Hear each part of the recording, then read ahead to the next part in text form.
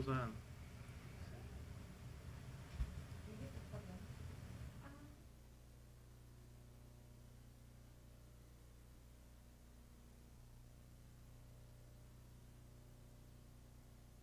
I would like to call the September 28th Trenton Public Schools Board meeting to order at 6:31 p.m. Please rise for the Pledge of Allegiance. I pledge allegiance to the flag of the United States of America and to the republic for which it stands, one nation, under God, indivisible, with liberty and justice for all. Thank you. Secretary French, will you please call roll? Yes, Mrs. Drake. Here. Mr. French is present. Mr. Gearhart. Here. Mr. Hawkins. Here. Mrs. Helton. Here. Mrs. Howie. Here. And Mrs. Lear. Here. We have a quorum. Thank you. Item 1.03, recognition of visitors. I would like to welcome everybody who's watching, and there will be 2 opportunities for public comments tonight. At the beginning of the meeting, item 2.01, you can call into the phone number that should be on your screen, and we'll take those calls. And then at the end of the meeting, we have another opportunity for public comments for any item.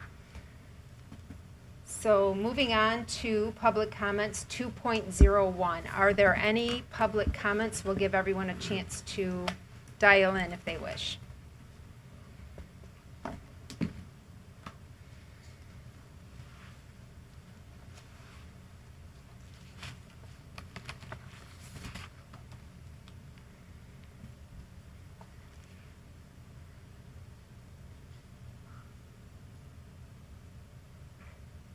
The number is posted right now.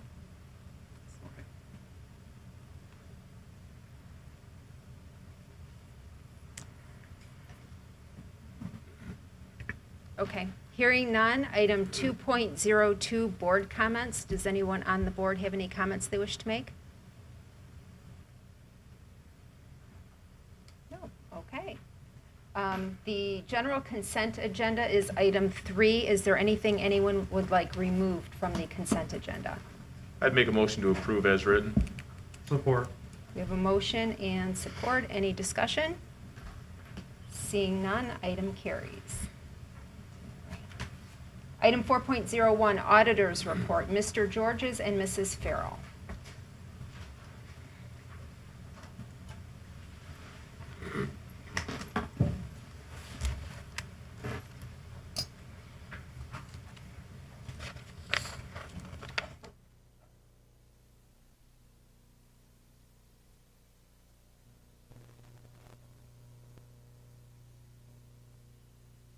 Ask any questions. I have a short presentation as we go through the graphs.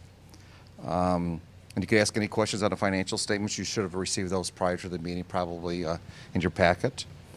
One thing I do want to say is that what you got is an unqualified opinion, which is a clean opinion, which is the highest level of assurance that you could receive on your financial statements. So that's how we want to start out. Okay, we'll go with the next graph. This talks a little bit about GASB 68 and 75. We've been doing this for a few years now. I think it's important to keep bringing it up because these are your benefits that you owe for the state mandates that you have to put these on your district-wide financial statements. The second bullet point says the district's unfunded liability of the net pension and OPEB liability, which is other post-employment benefits such as your insurance. At June 30th, 2020, is over $63 million for the pension and almost $14 million for the OPEB. Now, that is not on your fund balance. It does not affect your fund balance. It's simply in your district-wide statements. The government-wide net position for the district is a deficit of $62 million, meaning your assets were roughly $125 million. That would be your buildings and everything that you own, and your liabilities were $187,000. That would include your debt and these pension liabilities, which left you with a deficit of $62 million. What does that mean? It means, it's interesting, back when this started in 2018, those 2 numbers together were $68 million, and now they're $77 million. So you can see there's been a 13% increase over 2 or 3 years. So those numbers keep going up, even though you're paying more money each year into the retirement fund.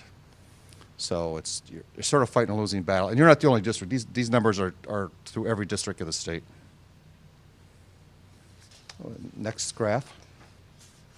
This is the condensed balance sheet for the governmental funds on a modified accrual basis. One thing different for this year is your student activity funds are now included in here. Before they were fiduciary funds. Now all those student activity funds are all included in a special revenue fund. So those adjust the numbers a little bit. You can see you have total assets in the governmental fund of $56 million. We have liabilities of $12.7 million. And then we have our fund balances in various funds of down below. You can see we have non-spendable fund balance of $86,000, $64,000 in inventory, $22,000 in prepaids. We have restricted monies in your fund balance, which is cafeteria $221,000 and debt fund of $366,000. We have restricted monies in your fund balance. That's almost just over $36 million in your capital projects fund. That was for your bond issuance. And then other capital projects funds were $915,000. Then we have assigned, which is $2.7 million. Those are $505,000 in student activities, formerly your fiduciary funds, agency funds, now part of your special revenue funds. And then we have $2.2 million in your 2021 budget. So when you adopted your budget, expenditures exceeded revenue by $2.2 million. Now I know you've gotten some news since then from the state that they're not cutting you as much as you thought. So, but still, that was what that was, and that's always considered assigned. And then we have unrestricted fund balance of $2.8 million. Next graph. This is just the governmental funds assets. You can see that we have our biggest chunk of that pie there is cash and investments, 88.9%. That's $41 million. $41 million or 81% of that total is in the 2018 capital projects funds. That was a 2018 bond issue that you issued. So there's still $41 million sitting in cash in that fund. The next largest amount is due from other governmental units. That's pretty much your state aid that you received in July and August. The next graph would be liabilities. The biggest one there is accounts payable, almost 37%. Those are bills of the district owing to June 30th of 2020. $4.3 million or 91% of that is for construction costs owing in the capital project fund. Accrued payroll, that's the balance of the teachers' contracts and related payroll. That was 27.8%. And then you had a state aid anticipation note payable of $2.2 million at the end of the year, June 30th. Next one is general fund revenue. Very close to last year, exactly. The percentages are the same. 77% is state and federal monies that you received, and 23% is local interdistrict monies, basically property taxes and other forms of investments. Total revenue was 29.9. Where the money goes, the expenditures, you have total expenditures of $30.3 million. 51% of your money goes to salaries. Benefits are 35%. That would include retirement, health insurance, dental, vision, prescriptions, payroll taxes, and the others. So over 80%, 86% of your total monies are spent on benefits and salaries. The next is just informational. It shows you expense distribution in the general fund. You can see the biggest piece of that is instruction at 62%. That's everything that's in the classroom. And then pupil support is 6%. The next biggest one is maintenance at 9%. All right, here's your general fund revenues, expenditures included in your enhancement millage. To the left is your revenues. And you can see during the years from 14 and 15, revenues exceed expenditures, then expenditures exceed revenues, and revenues exceed expenditures in 16 and 17. So you've been going back and forth. In 19 and 20, your expenditures exceeded your revenues by $509,000, meaning your general fund spent $509,000 more than you took in. So that reduced your fund balance by $509,000. And that was with the enhancement millage. On the next graph, it shows you without the enhancement millage. You could see that your revenue goes way down. Your revenue would decrease by $1.1 million. So your expenditures would have exceeded your revenues by $1.6 million. So you certainly used some of that enhancement millage to fortify the general fund this year. The next graph shows you your fund balance. You can see it's been pretty steady, but in 2008, it was $4.9 million. In 2019, it went to $5.7. and in 2020 it's 5.2. So it went from 19.5% of your expenditures to 17.1%. And that's precipitated by that loss that we said earlier about a $510,000 loss in the general fund. Again, we generally feel that 2 months of expenditures is a good level, minimum level for fund balance. That's 16.7. So you're still above that at 17.1. Now the next graph talks a little bit about your challenges and goals. I probably don't have to preach to you about that. You know what's happening. Obviously, you have to maintain enrollment at current levels to support your programs. This year, you still have a lot of bond money to spend, so you're focusing on your bond projects. Changes in state aid and managing budgets. I think this is probably the biggest one of all. It looks like you might have avoided some cuts for 2021, at least initially. Obviously, there could always be executive orders to change that in the middle of the year. We've seen that back in 2008, 2009, and before. Hopefully, it doesn't happen again. Obviously, I think there's going to be changes in state aid down the road. I think we're facing some economic toughness here, and all districts are going to do that. A lot of districts are in your situation. They have a pretty good fund balance right now, but I think it's really going to be an effort to keep that up the next 2 or 3 years. You have increases in employee costs. You have negotiated increases. You have benefit increases. A lot of those things you can't control. They're already negotiated for in your contracts or your benefit increases. It's sometimes hard to keep the cap on those. Sometimes they're out of your control. All right. Audit procedures. The last graph. These are just some of the things that we do. Last year we went over internal controls a little bit. I won't go over these things this year. These are just some of the things that we do. We ask a lot of questions. We do a lot of analytics. We compare to last year. We compare to budget. We ask a lot of questions. We do unpredictability tests. In other words, things that we don't do from year to year. We look at things that we don't look at the previous years. So that way we try to keep people guessing what we're going to look at. We do get peer reviewed as well, and we got a clean peer review last year. We just got ours this past year. We get one every 3 years. So we do know what it's like to be audited. So it's not fun.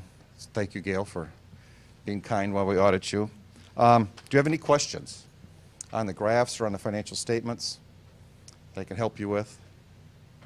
I know you get pretty good information from Gail on an ongoing basis.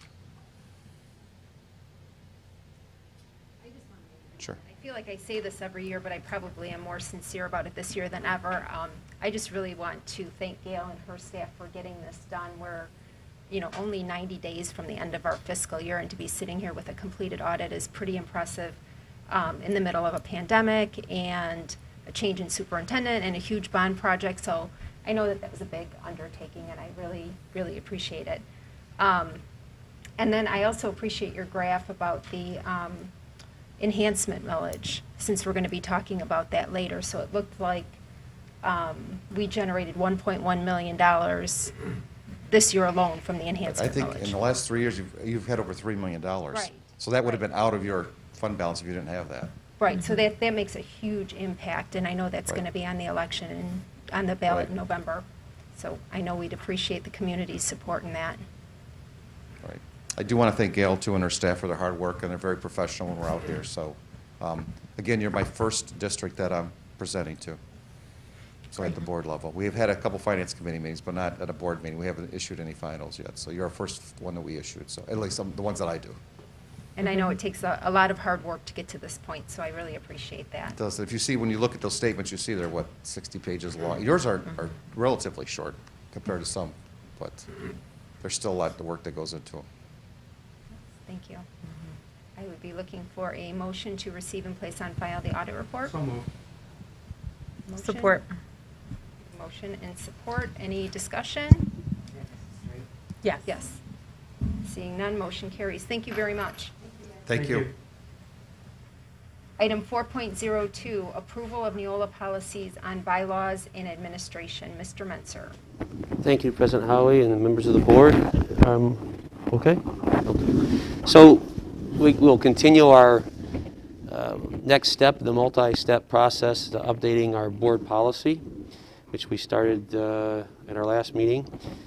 And what we're doing tonight is we're going to focus on the second reading of the board bylaws and the section 1000, which is related to administration. So at this point, I would share with you that we have made all the changes that were suggested in our last meeting. That included things as simple as eliminating a section that was repeated to spelling references that weren't correct, replacing names to be more reflective of who's currently employed here, Stephanie O'Connor and Andrea Thorne. So at this point, if the board feels comfortable seeing, and that should have been in our board docs, that those changes have been made, I would ask that a motion be made that the updated policies be accepted as they are, and know that once that happens, that those policies will go forward to Neola processing, and once that occurs, then they will upload the updated board policy to our website and it'll go live. So, I'll make that motion. By Mr. Hawkins, any discussion? Did they give you a time frame on how long that's going to take? Days, weeks, or are we looking at when this is all done, doing them all at once? Or it'll be each time we complete a section. Okay. So, and he said the turnaround isn't long, most typically. So, and like I said before, we're kind of setting our own path right now, so I don't anticipate it being more than a couple of weeks. okay. So, Any other comments? Okay, seeing none, motion carries. Item 4.03, review of Neola policies, section 5,000 students, first reading. Mr. okay, Renzo. so tonight it is our first reading. It is the largest section in our board policy. And therefore, I have a little bit more to share before we start, and that is in section 5,000, you'll find information related to homeless students, schools of choice, attendance, things in regard to religious instruction, immunization, promotion, placement and retention, graduation requirements, student conduct, specific to dress and grooming, expulsions, suspensions, and then more specific to our board committee that we created for diversity and inclusion.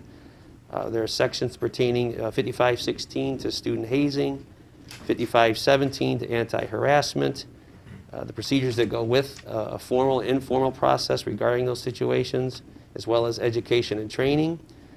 Section 5517.02 is bullying. That's sexual harassment. 5630 is in regard to student seclusion and restraint, and 5136 I added at the end. That's in regard to personal communication devices for students. So when you look at the kind of this significant gamut of topics, there was a lot to digest in there. So, and remember that everything has been updated to new statutes, new laws, the federal laws, that is, guidelines, regulations. So if you read through it, and I'm sure that you did, there was a lot to take note on. And so at this time, I would ask that we open the floor for dialogue and maybe start with the things that we were going to talk about the last time and we put on hold. And then we could work backwards if you're comfortable with that. So I only ask that as you share your comments that you go slowly so that Ms. Miles can take notes accordingly. So this is our first reading for section 5,000.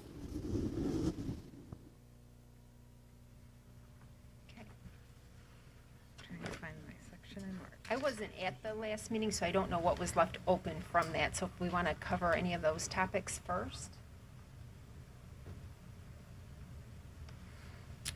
Which number was it on that one?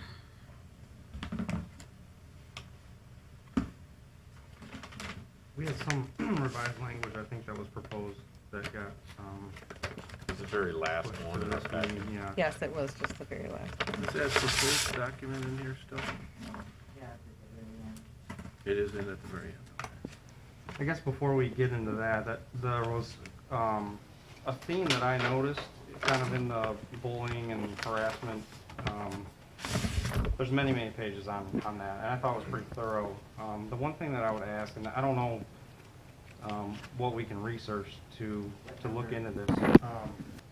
5517, basically that 5517 has a bunch of different sections to it. But I didn't see a lot of strong language about the discipline or the thought process with retaliation. I thought that could probably have a little bit more meat to it, I guess. Just make sure that everyone understands that you know, they should be comfortable reporting any of those things in 5517. And that, you know, the board will protect them, you know, if they feel like Mine's all up. they are, I guess I would like to have something in there to make people comfortable coming forward to tell us what's going on. And I don't know what that looks like, but I thought the retaliation sections in all of those was pretty weak. It was like one sentence. What was the actual number on that? 5517, but it's in multiple Yeah. parts of that. Oh, I don't yeah. have it printed out in front of me, Mr. Menser, but Okay. if we could look at that and just maybe add another line or two of, just to give people comfort to come out and, you know, voice whatever's happening to them. Could it be similar, oh, I'm sorry, go ahead. Go ahead. Could it be similar to the 50/40 retaliation and whistleblowing, but for students, not personnel? Would that be a similar, or, Let me look it up real quick.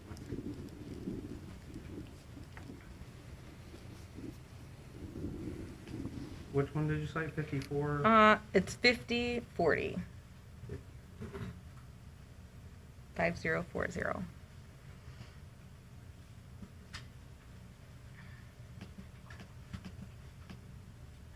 I mean, it's retaliation and whistleblowing, but it's, I mean, I guess, is there a way to kind of make that also applicable to students? I'm not sure. Yeah, let me see if I can find it here. You know what page it's on? It's Um, 140 pages. I know it doesn't have, Here. yeah. It doesn't, because everything prints off Thank as you. like 1-1.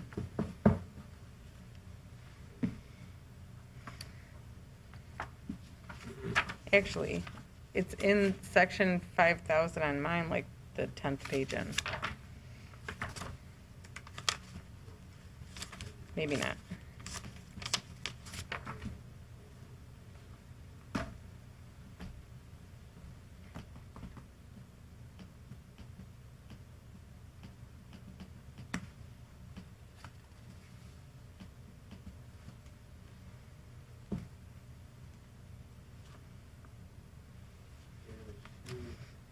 Oh, okay. And I don't, I'm looking at it again, I'm not thinking it. It doesn't go exactly. 5040 is what, I don't know, I feel like I always Yeah. have this wrong one here, so because this is the old one. when, yeah, But this has, this is me this has printing more off the old language in one. it. Let's see. That's the current policy. Right. The ones that we're looking at start at 51. Yeah, Well, the one that's in The one that's- on board doc. right, that's Okay. the right one, yeah. Okay. Going back to But board docs. this one actually speaks to retaliation specifically as its own section.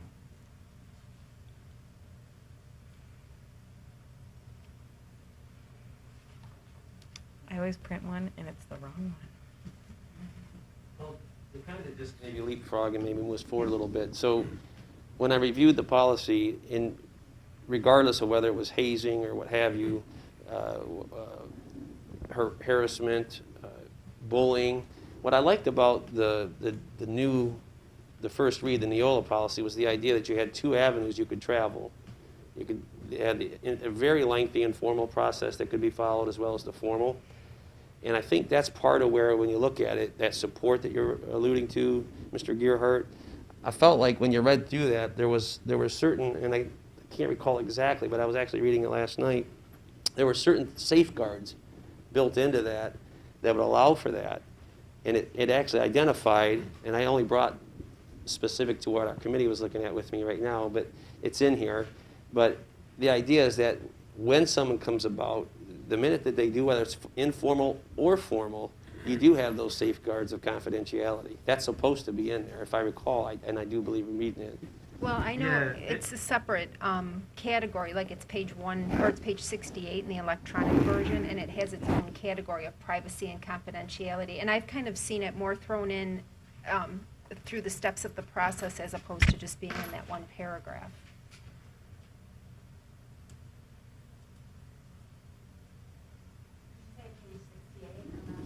It's 68 on the electronic copy that, It's still like all the way down through 73. Right. Yeah. so it says privacy and Yeah. confidentiality. Yeah. And there, it says the school district will employ all reasonable efforts to protect the rights of the complainant. Confidentiality cannot be guaranteed. I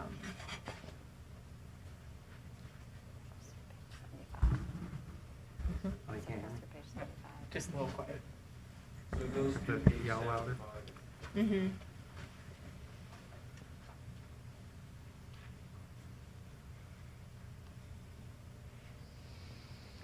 And also spoke to the idea of compliance officers, which is Ms. O'Connor and Ms. Thorne.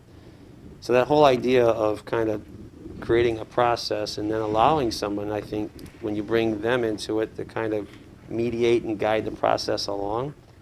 So that in the end, when how do you say this? When the situation is presented to the compliance officers, then you can even work from that. They even left another step. So I would imagine that's a process that's supposed to allow for that. But I would duly note that the confidentiality and the support goes into that. But I also read about the idea of false accusations follows that section too. So Right. there's a process for that as well.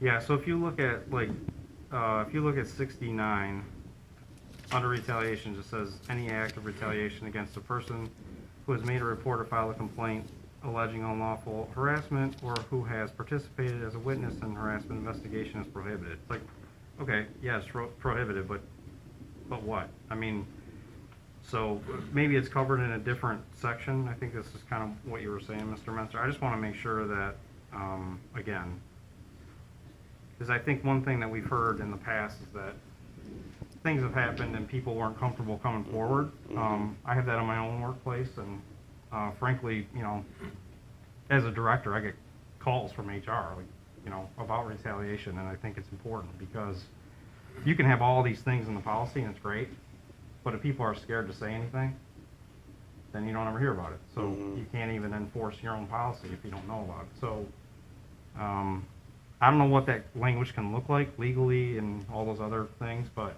I just wanted to make sure we had some language in there that protected people when they want to or need to come forward and tell us what's going on with them in general throughout 5517. Just a question, could you give us the Cliff Notes version of when we make a suggestion here, what your policy is? Do you get with Neola? Do they give you guidance? What is it, just a short version, when we make these suggestions, what happens from there? So, as I'm learning as I go through this process, when you look at Section 5000, it is a huge undertaking, which is, to be honest, the reason why they do it chronologically is because you kind of build up as you go. But because it seemed to be more pressing, we've had that topic of things that we want to address from student conduct. That's why we pushed this. So we kind of moved ahead of the class, so to speak, with this. But as a side note to this is that I also requested a Neola template for student conduct, because I think they go hand in hand. So we'll have this board policy, but if you don't have your handbooks and your discipline code up to date, then it doesn't mesh and it doesn't match. So I hadn't really shared that yet, but that's something that we're going to do, I think, as an administrative project, so to speak, is to bring the two together. Because when you look at this, it is very thorough. And to go back to your question, so when we do come across those things, it's simply, as it's been explained to me, this is solid language. This is very thorough, and that the only changes that they expect really are minor. They're not expecting you to come in here and say, well, we need to do this. Because if you look at it, like I kept flipping back to the days of zero tolerance, and you looked at, there's stuff in there about restorative practice taking the place of zero tolerance. So there's definitely some changes that have been made in the Neola first draft here that definitely are different than what our student handbooks say. So that's why this is a step. We may not get through all of it tonight. But I guess what I'm getting at is they would defend us on these policies if we had these policies. We wrote these. If we start making changes, you call them and say, we want to change line 25 in section this. What is their response? Fine, do whatever you want? Or do they say, slow down, here's a couple options? How do they respond when we want to change it? Because I'm sure these have all been legally looked at and approved. Correct. So And so you're basically taking their stamp off. Do you understand what I mean? So, like, it was, and I asked that very question. So if you were to, in essence, change verbiage to something that they're not comfortable with, then they can't support you in that next line. To put it bluntly, they're not lawyers, is how it was explained to me. So don't, you know, this is what they have. They have a team, a legal team that looks at it, gathers the data, and updates your policy to mesh with what's current. That's really what you have in front of you. In fact, Robin, you went through it with Mr. Wakeham as well. So they were really the ones who kind of brought the old policy to Neola and then updated it as much as they could. And then Neola takes it and does all of the extra legwork. Is it, oh, sorry. If you were to add, say, a sentence to the end of this retaliations section, the process is then, though, that you send it back to Neola. Yes. And they will say, is that's acceptable or not? Correct. And so if we just were to add one sentence, that wouldn't No. wash Neola's hands of it or Not at anything all. like that? No, it's Okay. just if it's a significant change to the structure or the verbiage of the document. If we were just going to try to, like, Right. enhance it in some small way, we could run it by them and make sure that was, okay. Absolutely, and that's really what I did with the last one. Our last review, once we notated all of those, I sent it to Mark, our rep, and he basically was fine. It was all minor. So there was really no issue with anything that you suggested. We might have the verbiage in somewhere in the policy that I didn't see that we could, it could be copy and paste to the different retaliation. Well, part of what you were referencing was in relation to student conduct. Right. You know what I mean? So it's that idea of providing that support to a student by supporting their effort in governing the student body from making that person uncomfortable or feeling like they could be in harm's way. So that's the tie-in. So you would have to flip back to student conduct and then come back to, so you're right, and that's why, because it is such, there's so much, you have to really flip back and forth. Yeah. Is it possible to ask, like, if, when we send this in, if Neola people could share with us the reference of, like, the choices of the retaliation sentences that they typically, if there's a couple of them, would that be something you'd like to see? Yeah, I mean, I realize that the policy is created so that the superintendent has the ability to deal with different situations differently based on all the information. And so I know it's going to be somewhat generic, but I just thought when I read all these things, and it's all good stuff from case law or wherever it's all come from over the years. But then, then I get to the retaliation part and I'm like, okay, it just seemed like it should be stronger. So that's all. So my takeaway from that is that you're comfortable with the verbiage. However, you'd like an added insurance, so to speak, for those situations where retaliation may or may not occur. Yeah, I think it could be better than it's prohibited. Yes, I understand. That's, and I don't, maybe it's one more sentence. Even if it was prohibited and will be, it already says investigated, doesn't it? Yeah, it could say prohibited and will be investigated for, I'm not sure what. And it's in 5517, correct? Yeah. Mhm.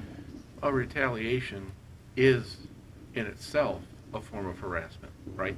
In the case of this harassment, right? Yeah. Somebody files a complaint and then somebody harasses them for the, Yeah, So absolutely. if you read further up in the beginning, it says retaliating against a person who has made a report or filed a complaint alleging unlawful harassment or who has participated as a witness in a harassment investigation. And above it just says, the board will also take immediate steps to impose disciplinary action on individuals engaged in any of the following prohibited acts. And that's the first one.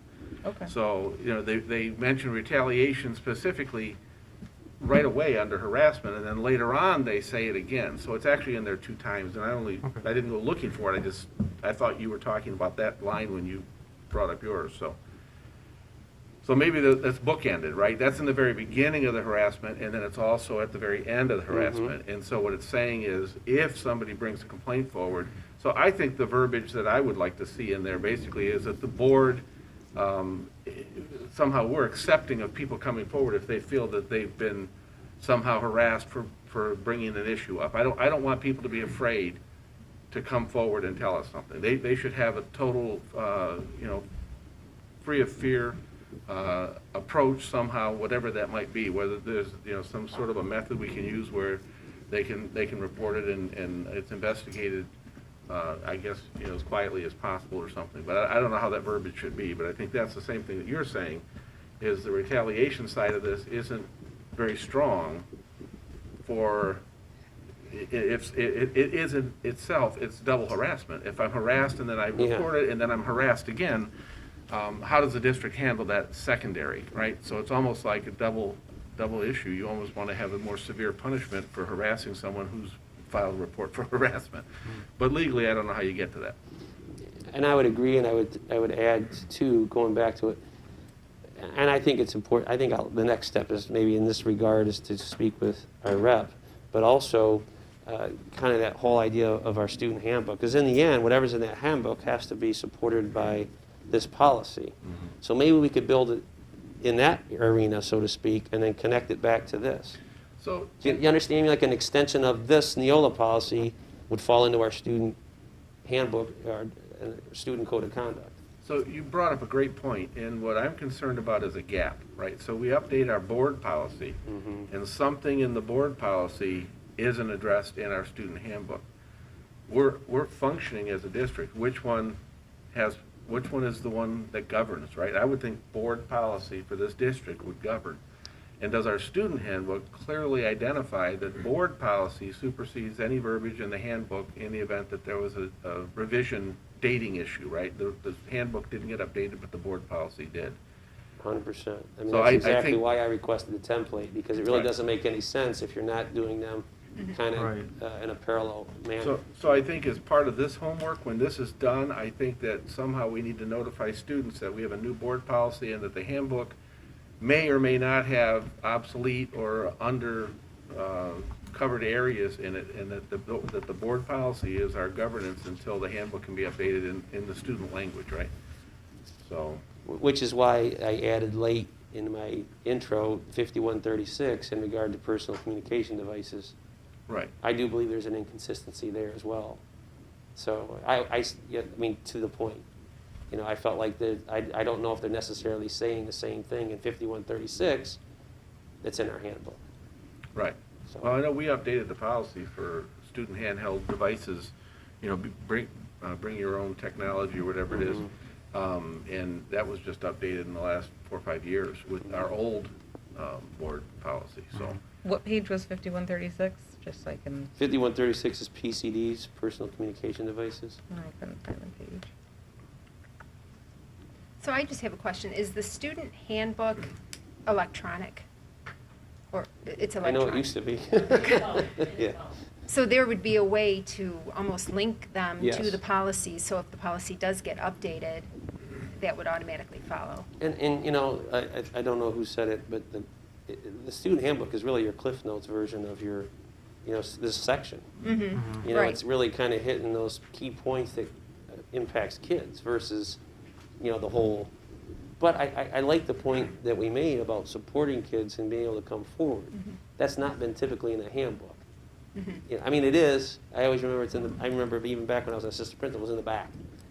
Okay to say, and things of that nature. Phone numbers were provided, but it really wasn't anything. I think of substance. So.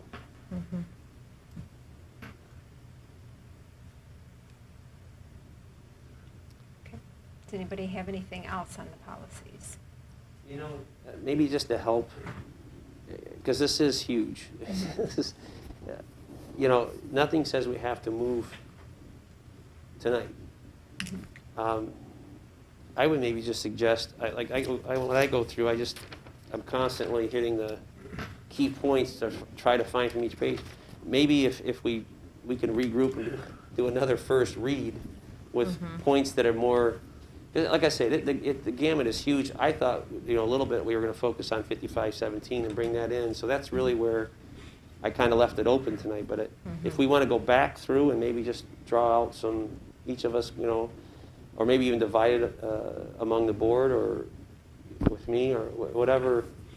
Well, I'd be interested to hear what Neola has in alternate verbiage. I'm sure somebody's brought this up in another, I mean, they have several clients that they represent Oh, it's huge. with policy, so this is their boilerplate. What's their, that's the entry-level version. What's their higher level of the same retaliation verbiage, if they have it? I'd be really interested to know what those options would be, because I'm sure they've addressed this somewhere. I can't imagine that we're the first district to ask that question, although if we are, then we'll set a precedent, and maybe they'll offer it to other districts, so.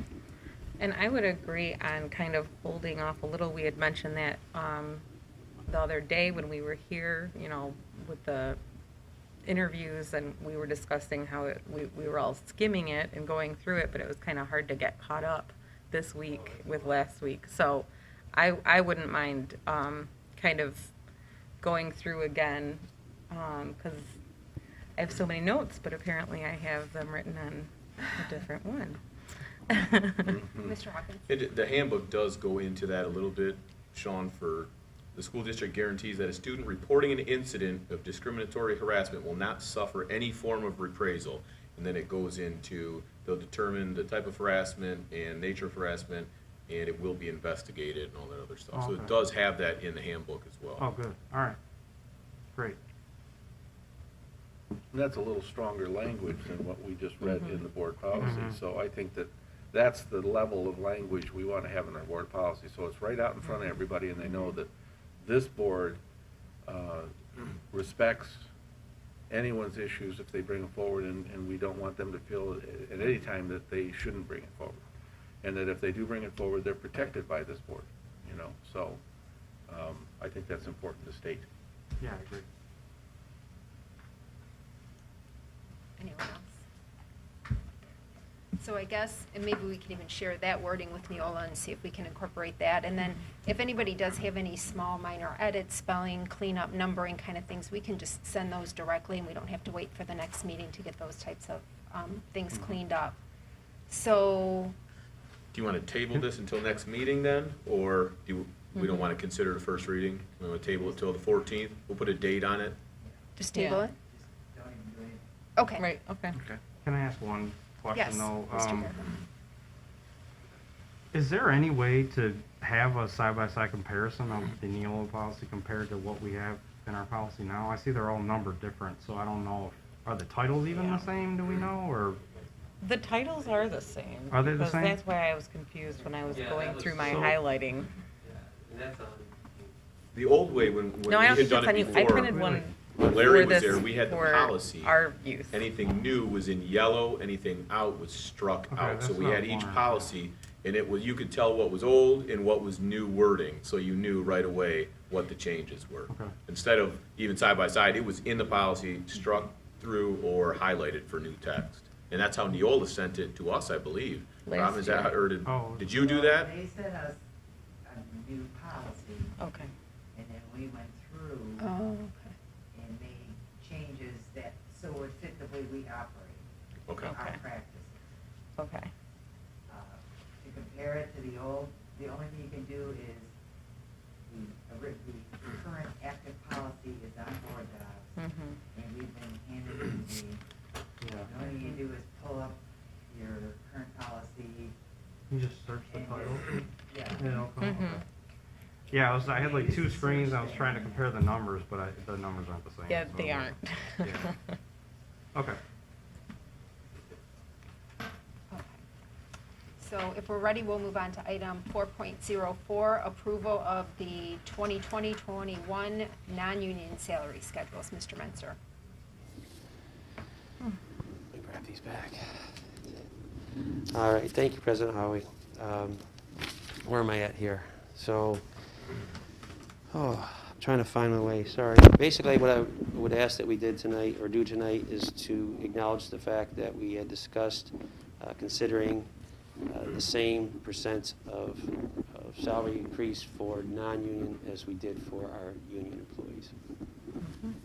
So we would be looking for a motion to approve. So moved. I'll make, Go ahead. support. Motion by Mr. Gerhard, support by Mrs. Drake. Any discussion? Mr. Hawkins? Just a discussion going forward on the non-union jobs.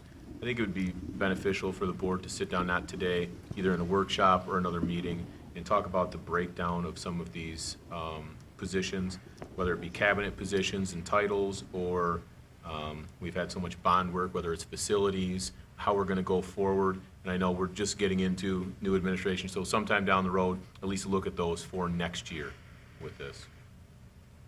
That's it. Any other discussion?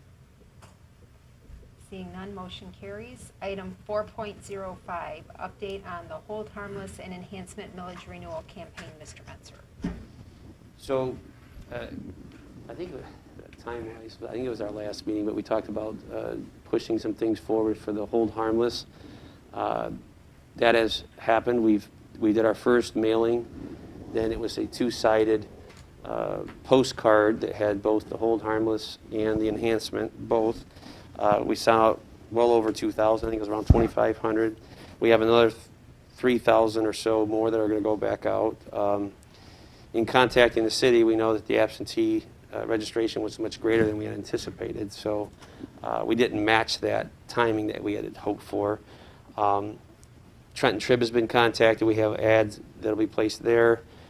We've posted on all of our modalities, the Trenton Facebook page, the school district page. So we're trying to get the imagery out there, get the awareness out there, and then also Wayne County RESA has started their push, so to speak, to use the words that were shared in our last superintendent's meeting. It's a grassroots effort, but you should have gotten something like this in the mail. So they really want to kind of work in unison, but they really are expecting us to do a lot of the push ourselves. So, and that's across the board. So I think this came over the weekend. I think it was Saturday. So, but that's where we're at. We'll continue to do the mailing, complete that, and then also probably push it a couple other different ways for advertising and such. So. Ms. Houghton? I wondered if you were going to do like a flyer that goes home with students that when they're in school. So. The importance of voting, yes. And then we also talked about yard signs, and we had talked about some things that people could post out themselves. So that still has to be crossed, but I think that would be something else to consider too. The flyers, though, do they just say go vote, or do they explain the whole It time? has the flyers. Well, I mean the ones we would give kids. Yes. I think we have modeled after. I mean, that's up to the board as well. You know, would you want to model it on the postcard? Would you want something a little bit different? And we have to be careful as to how we present Right. that to our community of students and such. But I've always kind of felt like the idea of the importance of voting is one way to go, and the power that goes along with that. So. And I thought the postcard was good. yeah, I did too. Yeah, I got it. I thought it was good. Probably use a similar, I would think a similar, you know, and just the vitality of it, the importance of it. So, and you heard it tonight.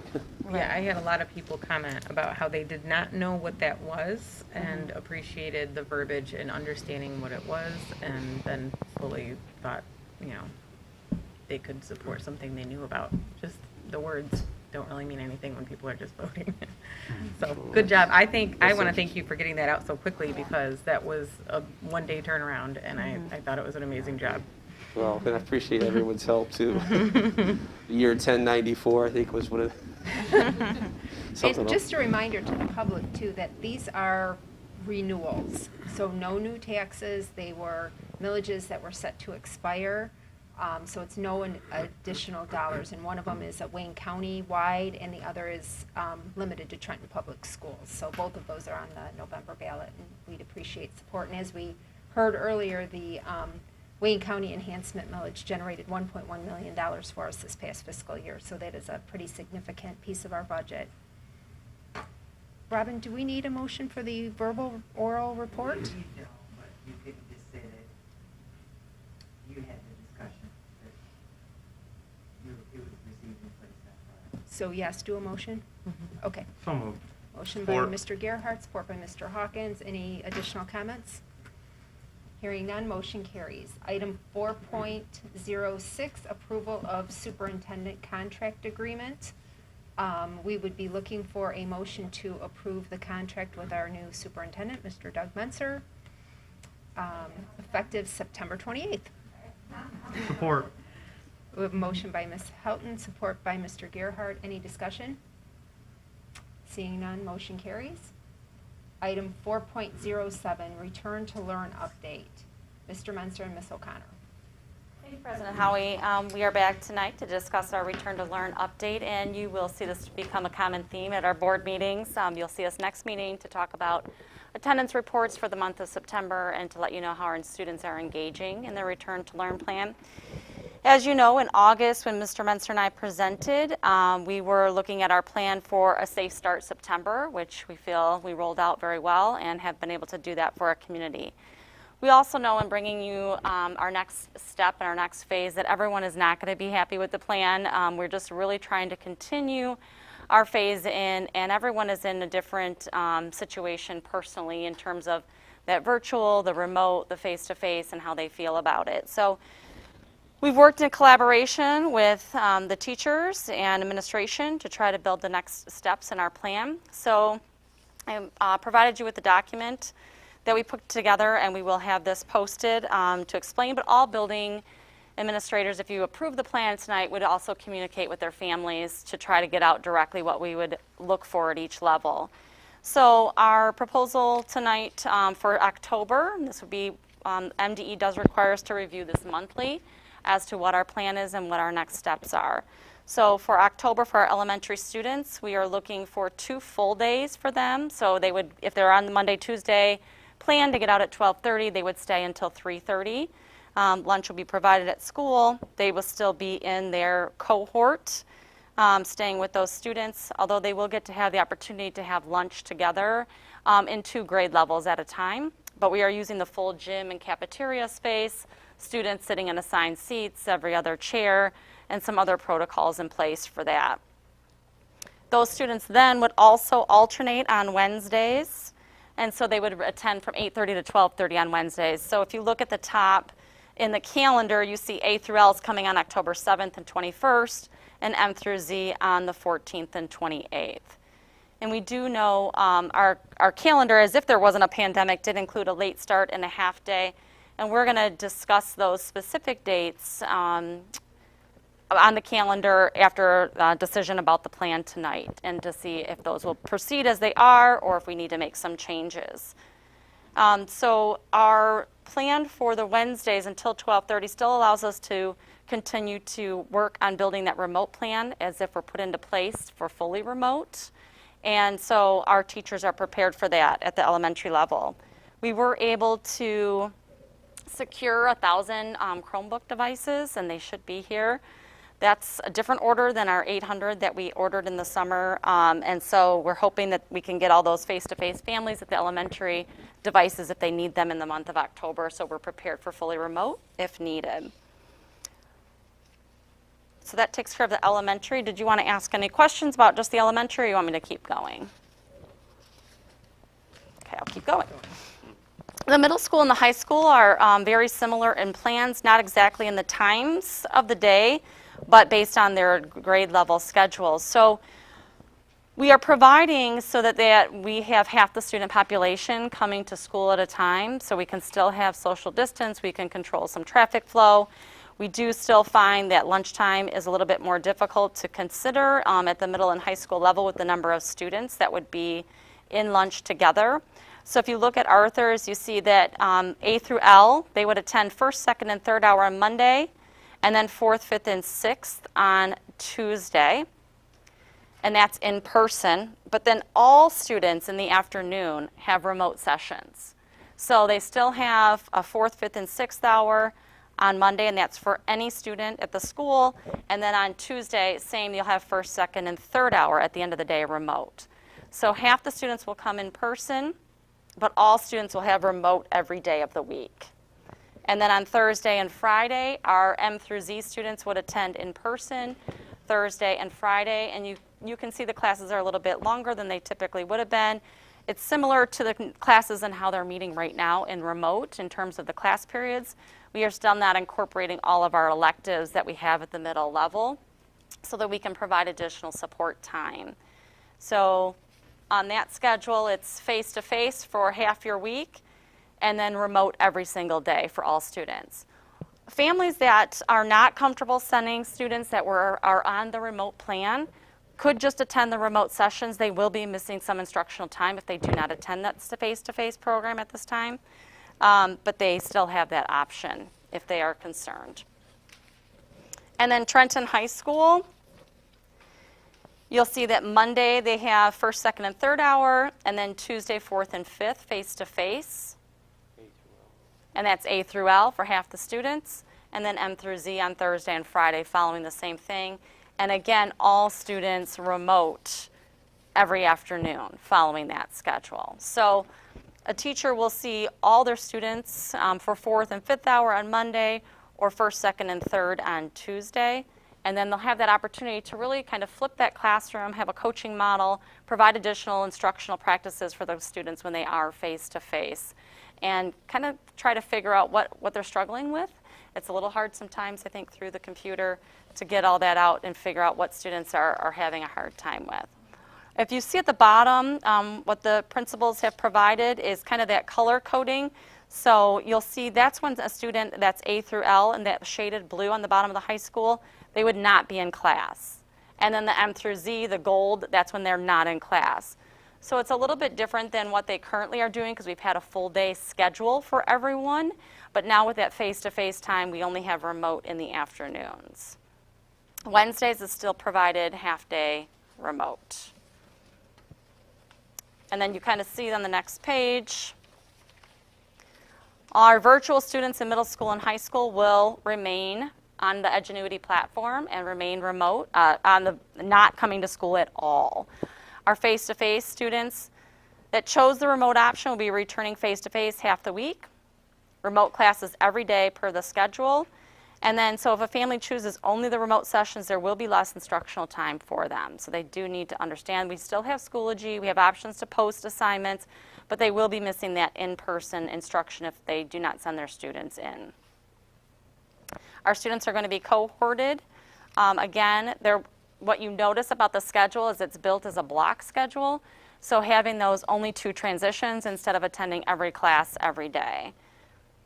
Our busing is going to be provided for middle school and high school students. Students are following the regular route schedule. Since only half the students are attending, those buses should not be at capacity. They should have less students on the buses. But they are required, they have to wear a mask at all times, sit in assigned seats for that contact tracing purposes, and hand sanitizer as they enter the bus. That's part of MDE requirements. Our students that are face-to-face every day will have that grab-and-go lunch for 6 through 12 so they can take a meal on their way out. And then if you look on the last page, you'll see the meal distribution. So we have been using our buses, but now that we're going to use our buses to bring students to school and take them home, then our meal distribution will be by pickup sites. So all 4 schools will be offering it. You'll see the green is at THS, purple at AMS, and then Anderson and Headkey.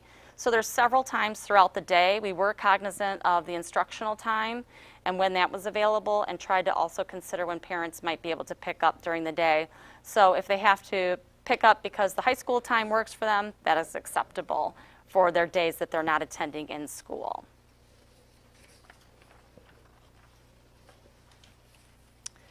Anything you want to add, Mr. Menser, on return to the schedule? Just as a side note, one of the things that we've talked about, and I thought there was some significant contributions from a lot of different people to get to this point, but also that idea of supporting people and making them feel comfortable. As we've talked about before, the psychological impact of this is tough. And so to that effect, we've ordered, I'll just give you a quick review, we've ordered a ton of face shields, gallons of Enviro sanitizer. It's EnviroCare. It's a neutral disinfectant that kills COVID. Each teacher will have a gallon of that. They'll have spray bottles. We bought a ton more hand sanitizer. We've bought 36 by 24 sneeze guards across the board for our students, for our teachers, to protect them from our students and keeping that social distance. We've went about and we bought a guided reading sneeze guards, which are kind of like a U shape, and so that was one of the big things at elementary that they wanted, that we missed the first time around. And I think the lesson learned in this specific instance with the PPE is finding a reliable vendor and someone you can really count on. So, we're learning as we go through it. Had we known what we know now, had we known that back in August, I think we'd be in a little bit different place. But I think that's where a lot of people are, trial and error. But I feel very comfortable, very confident. We have new signage in all the buildings. We're going to add new signage to the elementaries, more visuals. It's up actually in the high school as of today. It looks wonderful. So a lot of things, gowns, things that you wouldn't think of. We picked up over 5,000 or 6,000 face masks on Friday from GM and from FEMA. So they're high quality face masks that are being distributed tomorrow. So as much as we can do to ease that transition for not only obviously our kids, but also our staff. So. Any questions? Ms. Held? First, I want to say thank you for I can tell you both put a lot of thought into this, and I'm pleased with the way it looks, really. I did have some questions. I wondered, first of all, I'm seeing the switching times for the block scheduling for the middle school and the high school. Is there some plan to sanitize seats between kids being in there? Is that not to get too specific, but I just wondered about. So tomorrow I'll meet with secondary custodial teams, and then Thursday I'll re-meet with the elementary, and we'll discuss those things again, because we are going to have to reallocate people again and change some things around.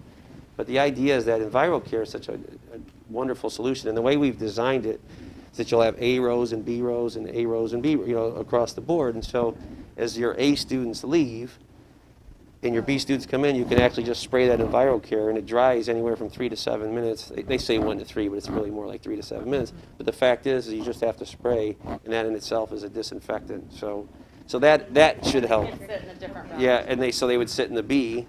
As they come in, you don't have to worry about it. That's why the dry time didn't matter as much once we kind of get to that point. Believe me, there's so many little nuances that go into the whole planning process, but that was actually our custodial team at Anderson thought of that over the summer, and it's a good way to do it. So. And then I also wondered, if teachers feel like they want to stay remote, is that available to them? Teachers who, for whatever reason, are not comfortable being back in the classroom. I know that parents can select that option for their students. Is that an option for teachers who feel that way as well? We don't have enough staff for 6 through 12. We did offer that opportunity, and actually it was difficult to find enough staff to want to work remotely. They were interested in being face-to-face. I'm sure there are some 6 through 12 that might prefer that option, but having all of our students come back, we're not able to just say you're remote.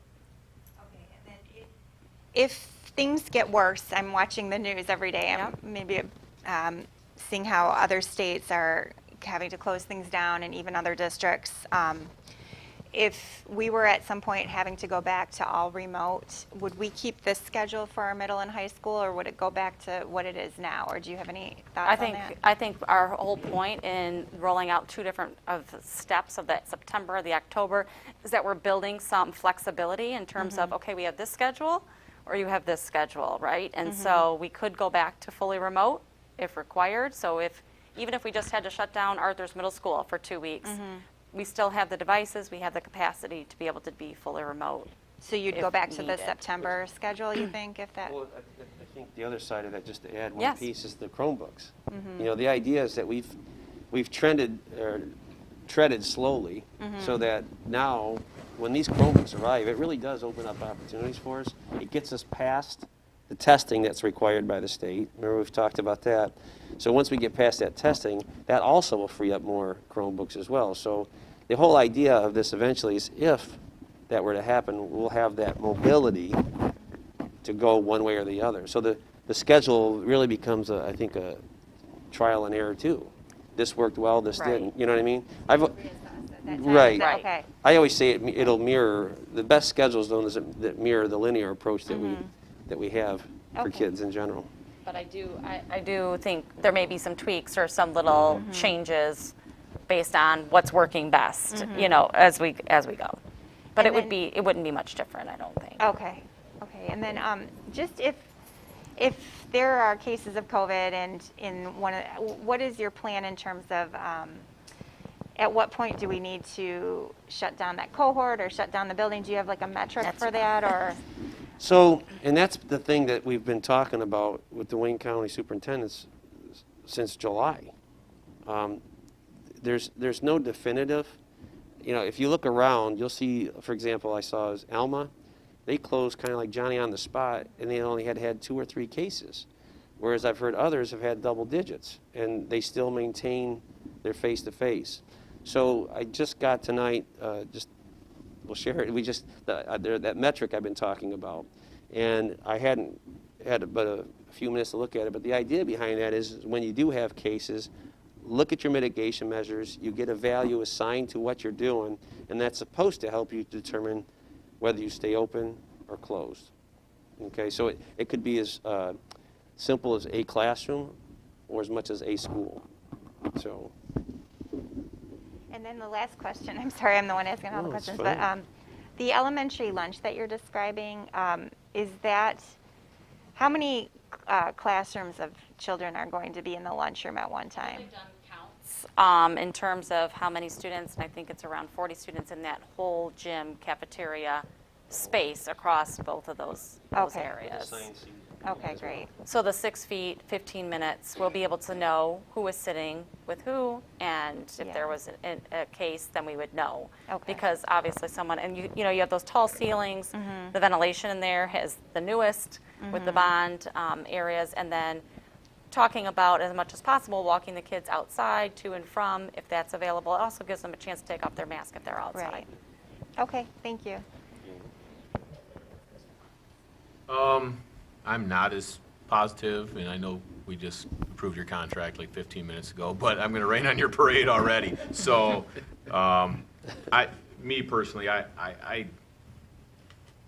look at this and I think people are going to be confused out of their mind. I have one at each level, so elementary, middle, and high school, and I've gotten more and more complaints, and I've gotten some that appreciate the way we're doing it too, but I've gotten more and more complaints from parents lately about not being back in person, and even the remote not having the support. You know, right now we're destroying kids, their mental well-being, and their grades as well. These grade points, these freshmen. And my son's a freshman, and I hear from a lot of his parents. That's a big gap, and I think you talked about it in your interview from the middle school to the high school. These kids are struggling. There is no help, and their grade points are going to struggle for the rest of the year. They can't even get in face-to-face. Now we're going back half days, Monday, Tuesday. We're going 16 hours a week is what the students are going. Is that correct? 16 hours a week? They're going less than what they were going the previous couple weeks. Is that right? Well, plus to the in-person, but you have. To the in-person, but no, They have remote every But then afternoon. the remote until 3 o'clock. but not every day, right? Yes, Every day. So let me look at this. So A through L goes Monday through Tuesday, Monday and Tuesday, half days in person, half day at home. Correct. Wednesday, half day remote. Yep, Thursday, do they sleep in? they do. Okay, so I add those up. Maybe I'm doing it wrong. The afternoon remote is only 2 hours and 2 hours. That's 4 hours It for is Thursday, less time. Friday. So we're giving high school kids and middle school kids 16 hours of instruction and expect them to do well in school. It doesn't make any sense to me. If they're there in person Monday for a half a day, explain to me, and you probably have a good explanation. I know you put a lot of work into this. Why we're sending them home to do remote with everyone else? Why, if they're already there, what's the difference? Why can't they stay there first off? Well, I would answer it, and Stephanie, jump in whenever you feel comfortable. But the biggest obstacle to the full day in person is lunch. You know, it's that idea of breaking the cohorting and breaking that safety that, beyond, I mean, in general, that was going all the way back to the survey. When you think back to the hybrid responses that we had, 38% wanted a guarantee of safety. 25% of the face-to-face wanted a guarantee of safety. And then they mentioned things in regards to mitigation and cohorting. So I truly understand there's a percentage of people out there that want more, but it's the lunch that really creates the biggest problem. So when you look at spacing. So the idea that we looked at here was how do we maximize the in-person time and remove the issues with lunch. We've talked about everything, Mr. Hawkins, from having an open lunch and having kids come back, but then you looked at the liabilities that go with that and the issues that could come with that. So we looked at a lot of different things before we kind of settled on this. And we even delivering lunch to the classrooms, anything in their same groups. I mean, I find it hard to believe we've got kids playing volleyball indoors, soccer outdoors, football. They're riding the bus. They're on top of each other. I watch them come in. There's no safeguards. There's nothing. But we can't put a kid in the classroom? I mean, these people are tackling each other. They're playing sports, running into each other. And that's okay. But we can only do 16 hours a week in school. These kids are getting more in athletics and sports in physical contact than they are in school. That's not okay. To me, that's not acceptable. We're asking people to support a millage, $1.1 million. And they're going to say, get the kids in school first. Well, guess what? The election's already going to come and go by that point. I mean, we're putting ourselves at risk for some of this. I think the majority of people want to be back in school. We have to do it safely, and I know you guys are working as hard as you can to do it safely. That's the number one goal. But don't tell me it's safe to do all these other things, and it's not safe to sit in the classroom. I don't buy it. We're doing less instruction time next week than we were the previous weeks, and these kids are already struggling. It doesn't make sense to me. We signed a contract. We finalized a contract, and we're doing less instruction time. Less. That makes 0 sense to me. 0. And I give credit to the elementary teachers who are in person and went in person to begin with. But there was an option to stay home. There was an option to do online. The option to be in person, it's not really there. People want to be there. And we're doing other things. I just think, to me, it's ridiculous that we can't get there. We should be in person. The other districts around are doing it in person. And if they want to stay home, they have health issues, they have concerns, they're able to do that. I guess I'm not understanding where it is that we've gone wrong. Maybe we're right. Maybe down the road we'll see that we were right. But right now I look at all these other districts who are offering in person, and they're still there. The high schools are still there. There's some staggered schedules, some aren't. I know 2 families that left and went to a Catholic school. 5 kids, $40,000 right there. And that's just on the surface. I don't know how much we've lost in students because we fail to have in-person instruction like most of the people wanted. I see we're getting there, but we're getting there by giving less time to the kids, and they're struggling. So that's my only point. I just wish we could have done better here, and I don't know. There's just the disparity between the athletics, and I get yelled at a lot for saying you support athletics. Well, I do, but my gosh, I support these kids in school. They need to be there. If we can do that, we can do this. That's my only take on it. And I would actually echo your sentiment in that I want the same thing that you want. But one of the things that I find to be prudent to acknowledge through all of this is when you look at this situation, and I've talked with each of you at different times about different plans, and what appeals or is more appealing than this, and there are other plans out there that we talked about in here. In fact, I believe we talked at a board meeting in public. The biggest thing that I look at with this schedule, I don't disagree with the time, but it does allow us to be very efficient in contact tracing. And so to me, right now, the other districts, in fact, I only know of one that's perhaps 2 that is full and a third that's going to start on October the 5th. But they don't have that ability. So when you do have a case, I'm not really sure how they're effectively tracing the case. And so the hybrid is appealing in that regard because you're limiting your number of students and it allows for you to be efficient in that process. And it's not an easy process. And ultimately we want to keep kids safe. But I would also, actually agree with Mr. Hawkins in regard to the amount of time that our kids are getting. And I said to you way back when we did this Return to Learn, I think it was August 17th, our kids need their teachers. They need the face-to-face. I don't think anyone can deny that. And the more of a teacher they're exposed to and can be with, I think the better. And then I'll also add the support that goes with that, whether it be a counselor, social worker, what have you. So I think there's a lot of valid points in what you say. This is what we brought to you tonight because we feel like this is the best that we can do right now. If the board said, no, we want to stay online, we would have to be online. If the board said, no, we want to go full-time, we would go full-time. Correct? I mean, we'd pretty much have to. It is the board's So- decision.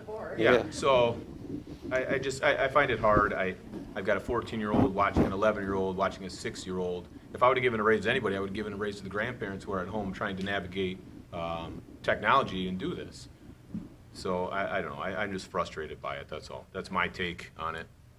And add one last point, is that when you look at the high school and middle school schedules, a major point of emphasis for Stephanie and I was to keep it aligned with the elementary. I went through 2,432 rows today of students and identified approximately 215 or so families that have kids in both the high school or middle school and the elementary.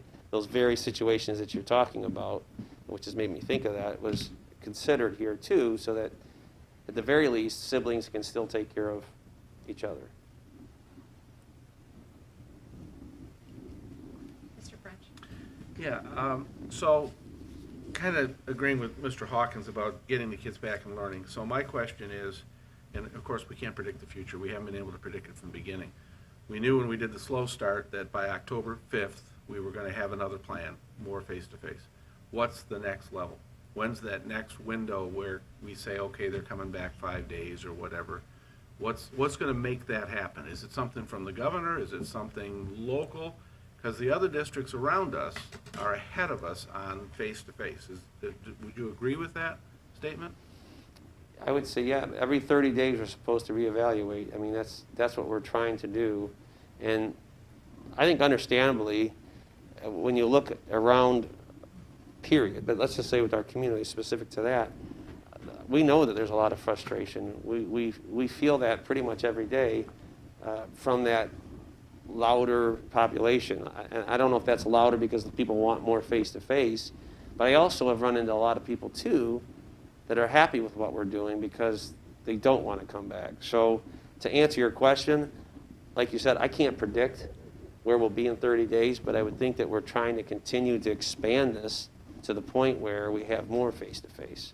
I think one thing that I would add too is that when you look at other districts around us, one in particular only has 55% of their students attending face-to-face. The rest, 45%, went virtual. And so they are not in daily contact with the teacher. So when you are returning full-time face-to-face with only 55% of your students, it's easier to bring everybody back 5 days a week.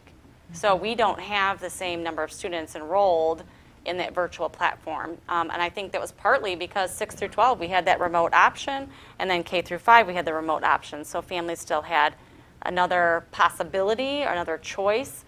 We have I think 10% at the elementary that are on the virtual platform. So we are still working with 90% of our students. And one thing to say about this face-to-face, we know that elementary parents may want to leave virtual, leave remote to come back face-to-face. We're already beginning, as this word begins to trickle out, that parents are interested.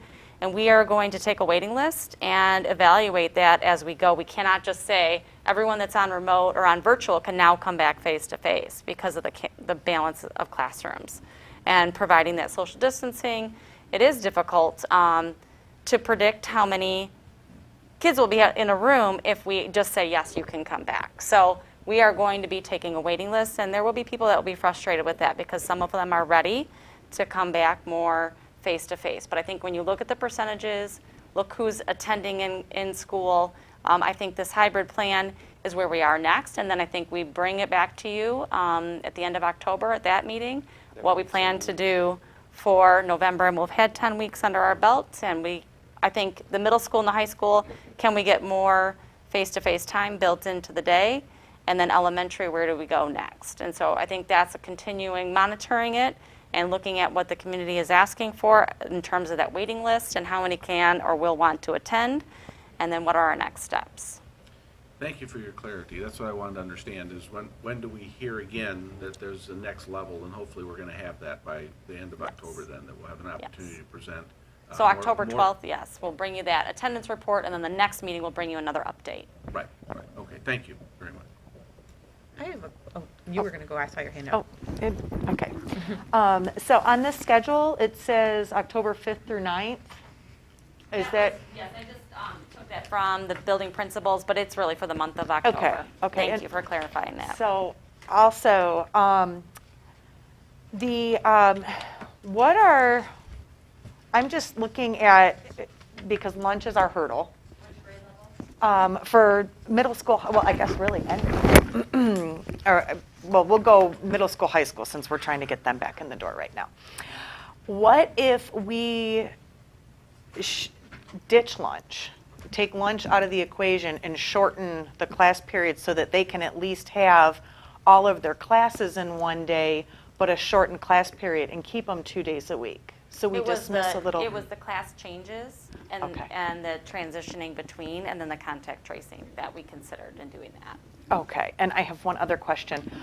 For families, I'll use myself as an example, to balance out the classes in elementary, even though my daughter falls into A through L, we moved her to M through Z so that, to make it. Yeah. So will we be able to coordinate that with the siblings so that everyone's going to school on the same day? So when my middle school son goes back, can we have him going the same days as her? Because I know that we're not the only family that this would affect. And yes, we're going to say that you'd reach out to your building principal. Perfect. And we do know that there are definitely ability to switch. The A through L seems to be a little bit heavier, so we wanted to keep it consistent though with the elementary. So we just Let check them with the know. principal, yes. Perfect, okay, thank you. To the point of, absolutely, that's another idea that we approached was the no lunch.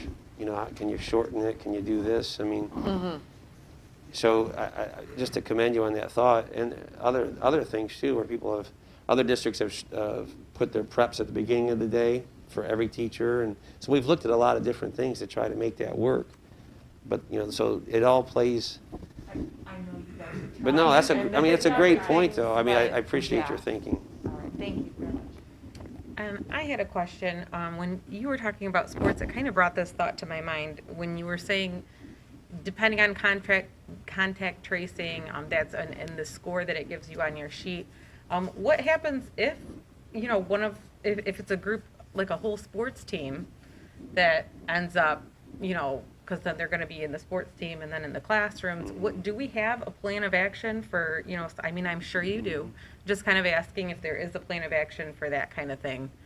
Do we? Yeah, just no, have it's already certain happened. Because you never know Yeah. who's close enough. You know, is it the whole team is out of It school? is the whole team, and it's Okay. already happened. Okay. On the west side of the state, where they had to shut down, I believe it was Okay. a volleyball team. Okay. So. All right. You know, but that's exactly right. Okay. So, and back to Mr. Hawkins' point, the inconsistencies that we're dealing with makes it very challenging. Mm-hmm. You know, you can tackle and roll around on the ground, and yet, you know, so, yeah, it's not easy. And we're caught in the middle of it, I know. so. Anyone else? I guess I had several thoughts on this, and I agree with Mr. Hawkins. As a parent of a high school student, just all these blue boxes where there's no instruction, and you know, maybe an option is they just eat lunch in their third-hour classroom. You know, wherever they are, that's just where they have their lunch, and they do it in the classroom and then move on to the rest of their day. But I'm concerned about the stress on the teachers trying to get the content covered in such a limited amount of time.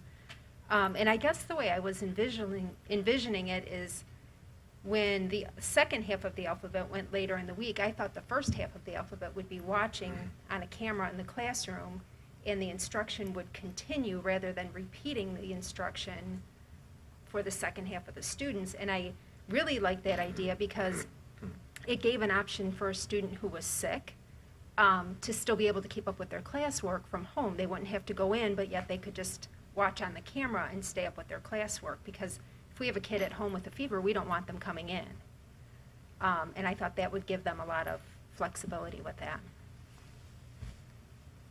Well, yeah. I mean, that's really where I guess to answer that, that's where my heart had been. I did the site visit on Monday of last week, and like I said, I have 2 daughters that I can watch go to school, and absolutely that was something I felt was appealing as well. And the beauty of that is it's 5 days a week. But again, we looked at the whole picture and the comfort level and of staff as well, and we had some technology concerns as well for kids to be able to hear in the classroom. So there was different things to look at with that I guess, to answer that, I felt like, and I wasn't a part of every meeting because we had different Zoom meetings and breakout rooms, but I felt like that was the drawn conclusion was we're not there quite yet. Is that? I would think that's fair. I mean, I think some of the staff feel exactly that way, and then other staff think that's going to be very difficult to work with small groups of students while you're trying to stand in front of your computer and teach to the kids that are working remotely. So I think that's still something that's under consideration for us, but we weren't there yet. And then one other thing, I did talk to Ms. O'Connor this morning. I know a lot of the seniors are talking. The SAT is scheduled for October 14th, and it's still scheduled to take place. And Ms. Sagia will get out a calendar and talk about that testing.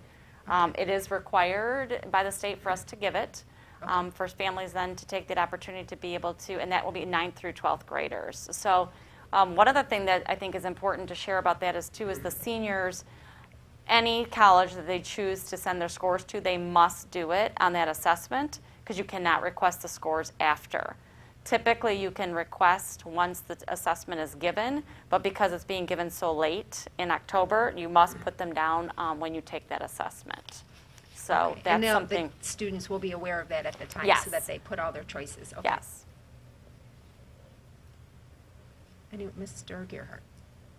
I'm glad that you mentioned that, Mrs. Howie. I was thinking the same thing when I first saw this, was that I didn't think these blue boxes and yellow boxes were time that the kids wouldn't be getting any kind of instruction. I thought they'd be able to see remotely as well, and I know there's other districts that have that. I think Ms. Drake knows some others, and I've heard some other teachers saying that it's tough, but they are doing it where they're in the classroom and they're videotaping or streaming as they're teaching kids that are live. And that's exactly how I envisioned this as well. Mm-hmm. So I'm disappointed too in the amount of time with the instruction. I know it's a short period. Hopefully it's a very short period. And I know you guys are doing everything that you can, but it is tough. I guess one question I would have is, are you guys getting a lot of complaints about students having trouble logging in, or is it just my kid? Her and her friends are always saying they can't log in. I'm like, yeah, right, just get in. But Riley had the same trouble again today. I had her grab a Chromebook that my son has instead of her Apple computer, and she's had no problem. So are you guys seeing the Chromebooks are easier? Are you hearing anything from anyone about trouble getting in? I think Chromebooks typically are easier, and the problem I will say on all devices is if you're logged into a different Google account and it's not fully signed out, you cannot log in to your Schoology or your ClassLink or any of those platforms because it's tied to your district student email. Okay. So if you are signed in any way on any device into some Gmail account, that's where it's causing conflicts with that. So it's a prudent point to make and to share. We are, daily troubleshooting. I will say in the last week and a half, we've been working with the elementary to launch the launch pad. We have not done that with the high school yet, just because there are troubles with logging on and getting everyone on correctly. But our iReady assessment for K-5 students is given through that platform. And then now our 4-8 English language arts pilot that we're running is done through that platform as well. And so we're getting there. We will have a one-stop shop for clicking and not having to enter all your passwords, but you will still Okay. have that issue if you are logged into the wrong Google account. All right, perfect. That helps. And then for the first part with elementary, like you had mentioned, Mr. Menster, a couple lessons learned that we had. Can you guys elaborate on anything else that we learned from the first couple weeks of school there? Well, I think we're still learning, but I would go back, from a personal perspective, I felt like we fell a little short with our PPE, simply because of what I talked about earlier. I don't think we had nearly enough of what we promised, and I apologize to our staff for that. I apologize here and now for that, but I think we're getting better along the way.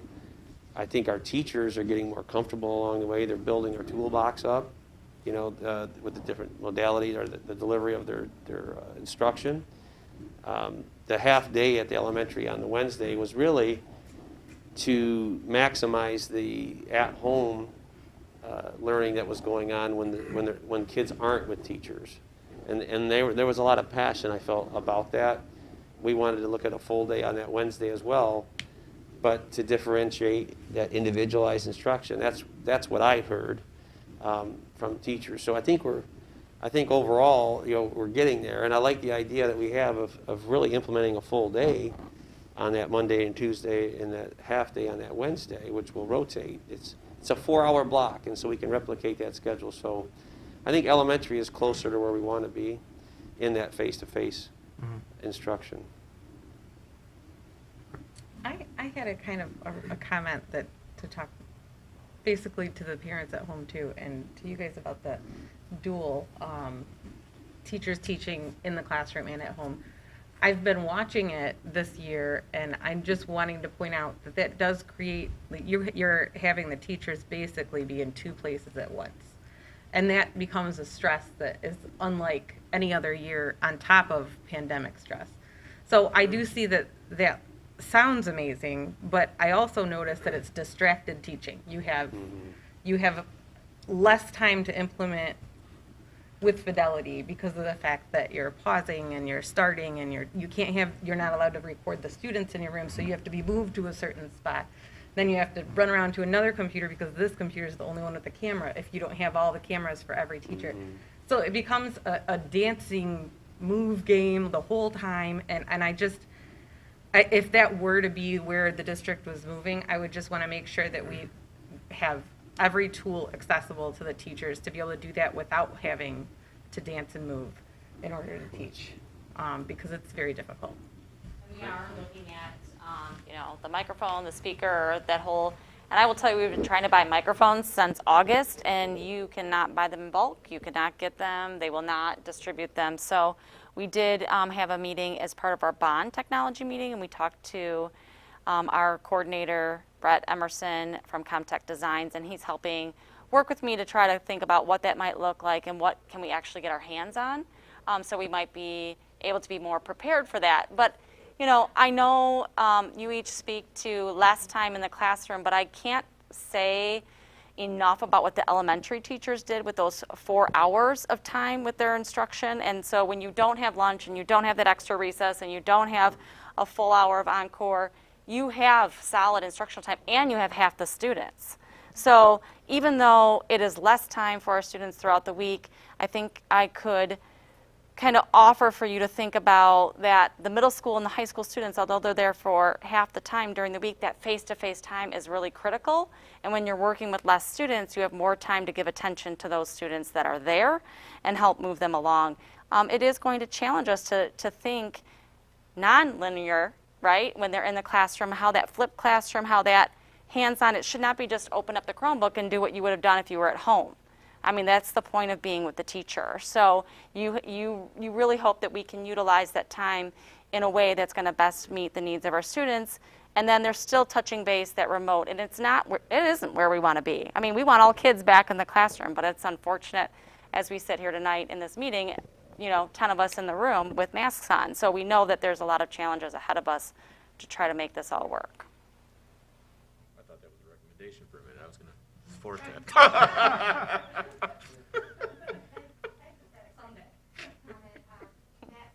That the time looks like there's just nothing happening during those blocks.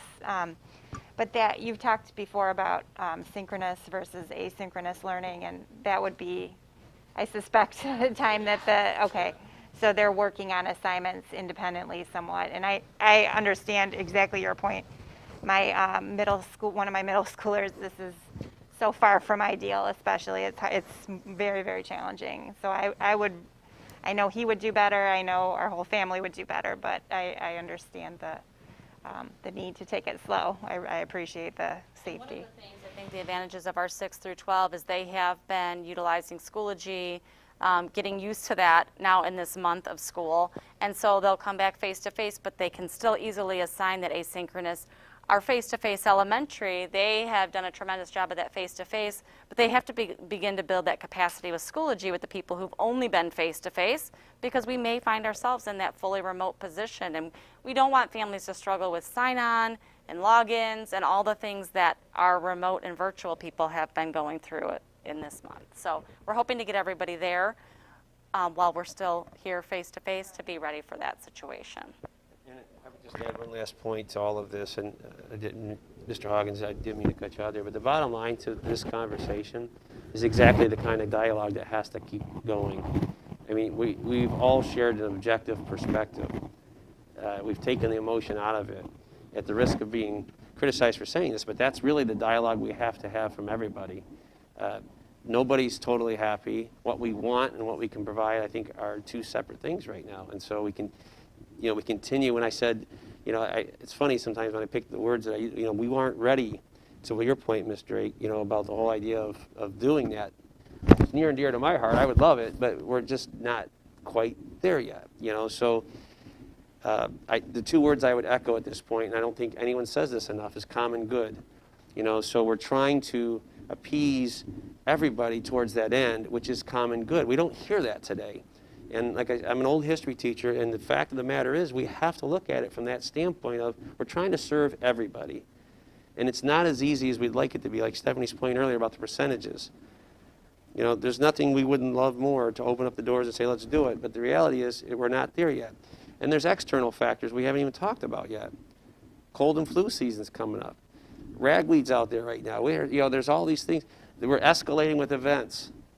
We're getting near the time where now, and I understand parents are frustrated. I'm a parent, I'm frustrated. But, and I'm going to put out a letter, but this idea, it's homecoming coming up. And I know that there's people talking about planning their own personal private homecoming parties. And it's just, if we're going to do those things, then from the standpoint of common good, we're going to fail. And we won't get to the goal or the end that we all want. So I say all of that. I hope it's taken the right way, but the reality is we have to be responsible. We have to assume everybody's position and do the best that we can to appease that element, that theme of common good. So I know it's not the best answer, but even in this room we have those that are comfortable with face-to-face and those that aren't. And so I don't know, I felt like that has to be said. Common good is rarely realized anymore, but the reality is that's what we're trying to do. We're trying to serve our entire community. How do we do student count at this point when they're online, or are we doing counts when they come back? How have we done anything yet? Count day, official count day is October 7th, so it's still required. All of our remote sessions, you take attendance, and then we have a student engagement module that we're using with Wayne County RESA through MyStar for the virtual students. They have to have two-way communications per week, but a Zoom meeting counts as a two-way Have we communication. done any general counts on student count to see if we've lost any students? I don't have. Yes, I mean, to say it in a formal way, no. In an informal way, yes. We've looked at our counts. We know where they were last year. Primarily, my focus has been on elementary, to be honest. And I know the general numbers of the secondary. So that is probably the next, honestly, that's the next formal. I guess maybe by next meeting, I'd like, and maybe it's just me, a count of where we were to where we are based on what we've done. Yep. And what our neighboring districts are doing in some type of tangible looking at what they're doing. We always try and say we want to be one of the top 3 in Wayne County, top 5 in Wayne County. Grosse Ile is one of those that we compare it to. What are they doing? They're in person, correct?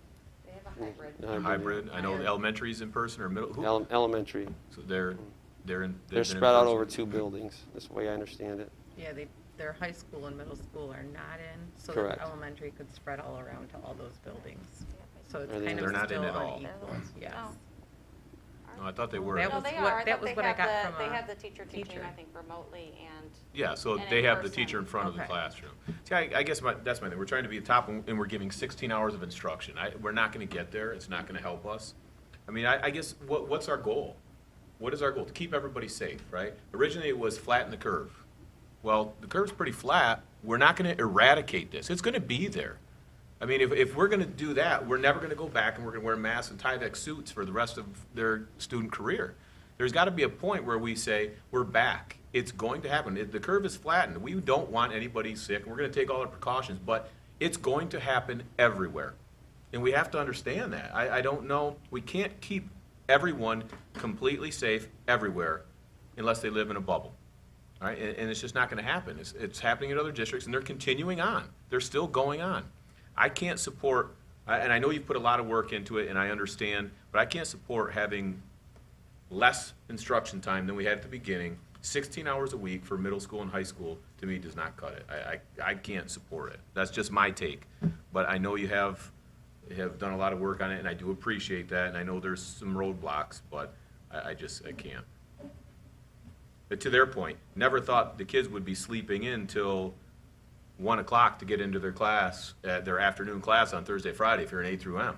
They're not going to be up doing their homework. They're going to be sleeping until noon, eat breakfast, they're going to be in their pajamas, sitting there in front of their computer, and they're going to do 2 hours of school on Thursday, Friday. 2 and 2, 4 hours. That to me is not acceptable in high school. And I don't know where that decision has to come from or where it needs to be made, but, and I've heard others say the same thing. It's not what we thought we were getting.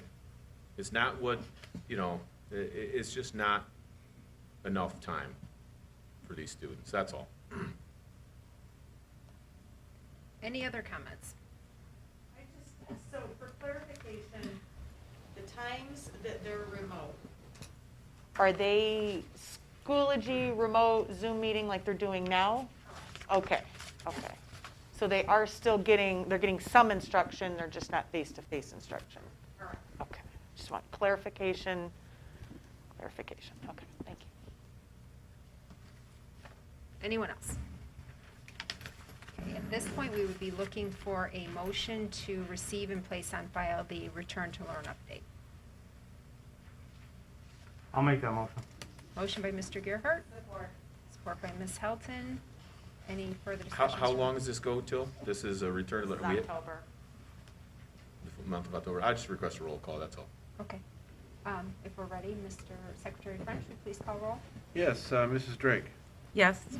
Mr. French is a yay. Mr. Gerhart. Yes. Mr. Hawkins. No,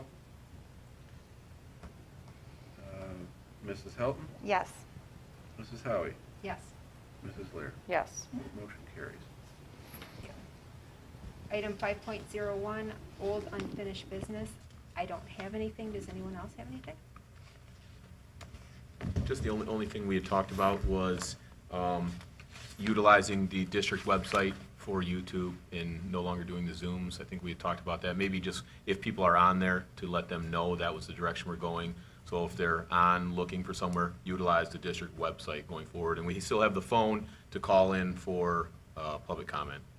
Yes, so this will be our last Zoom meeting. It will all be on the website from here on out. And I think we kept that going just for interviews to make sure that everyone could access our meetings. Thank you for bringing that up. 6 point, Do we need a motion for that, do you think? I don't think we never made a motion to do it, I don't think. So. No, I think we're okay. Okay. Mr.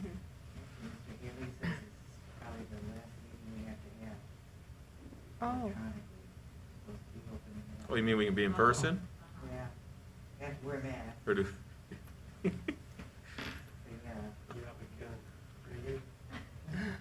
Just came in today, right? yeah. Maybe we should do a hybrid. I had to, I'm sorry. Oh, that was, Oh, we could. that was long. so we'll be following the requirements. So if we are allowed to have public participation in this physical location, then we will no longer be doing the electronic meetings. And I guess that can be updated on our website. Right. Thank you. 6.01, any new business? I don't have any. 7.01, we do have communications. If we could have a motion to receive those and place it on file. So moved. Support. Motion by Mr. Hawkins, support by Mr. Gerhart. Any discussion? Seeing none, motion carries.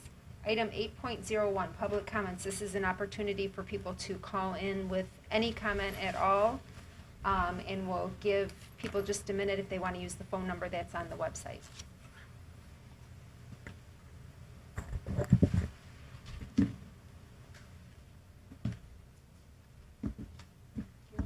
Closed session tonight?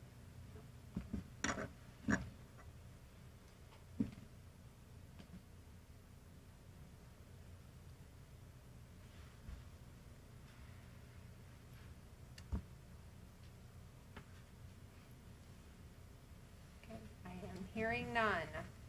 Item 9.01, other items. I don't have any. 10.01, motion to adjourn.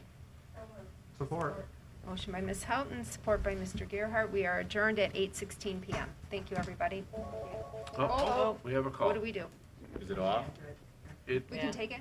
I'd let them make their comment when it's Okay, public. we'll take this call. I'm sorry about that. Okay. Meeting's open. they're not there. They weren't there. Oh, maybe they. Are the cameras still on?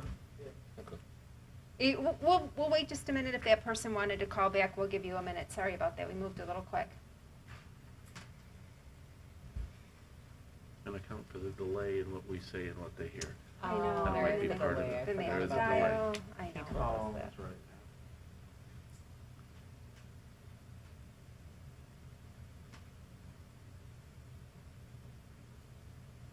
Okay.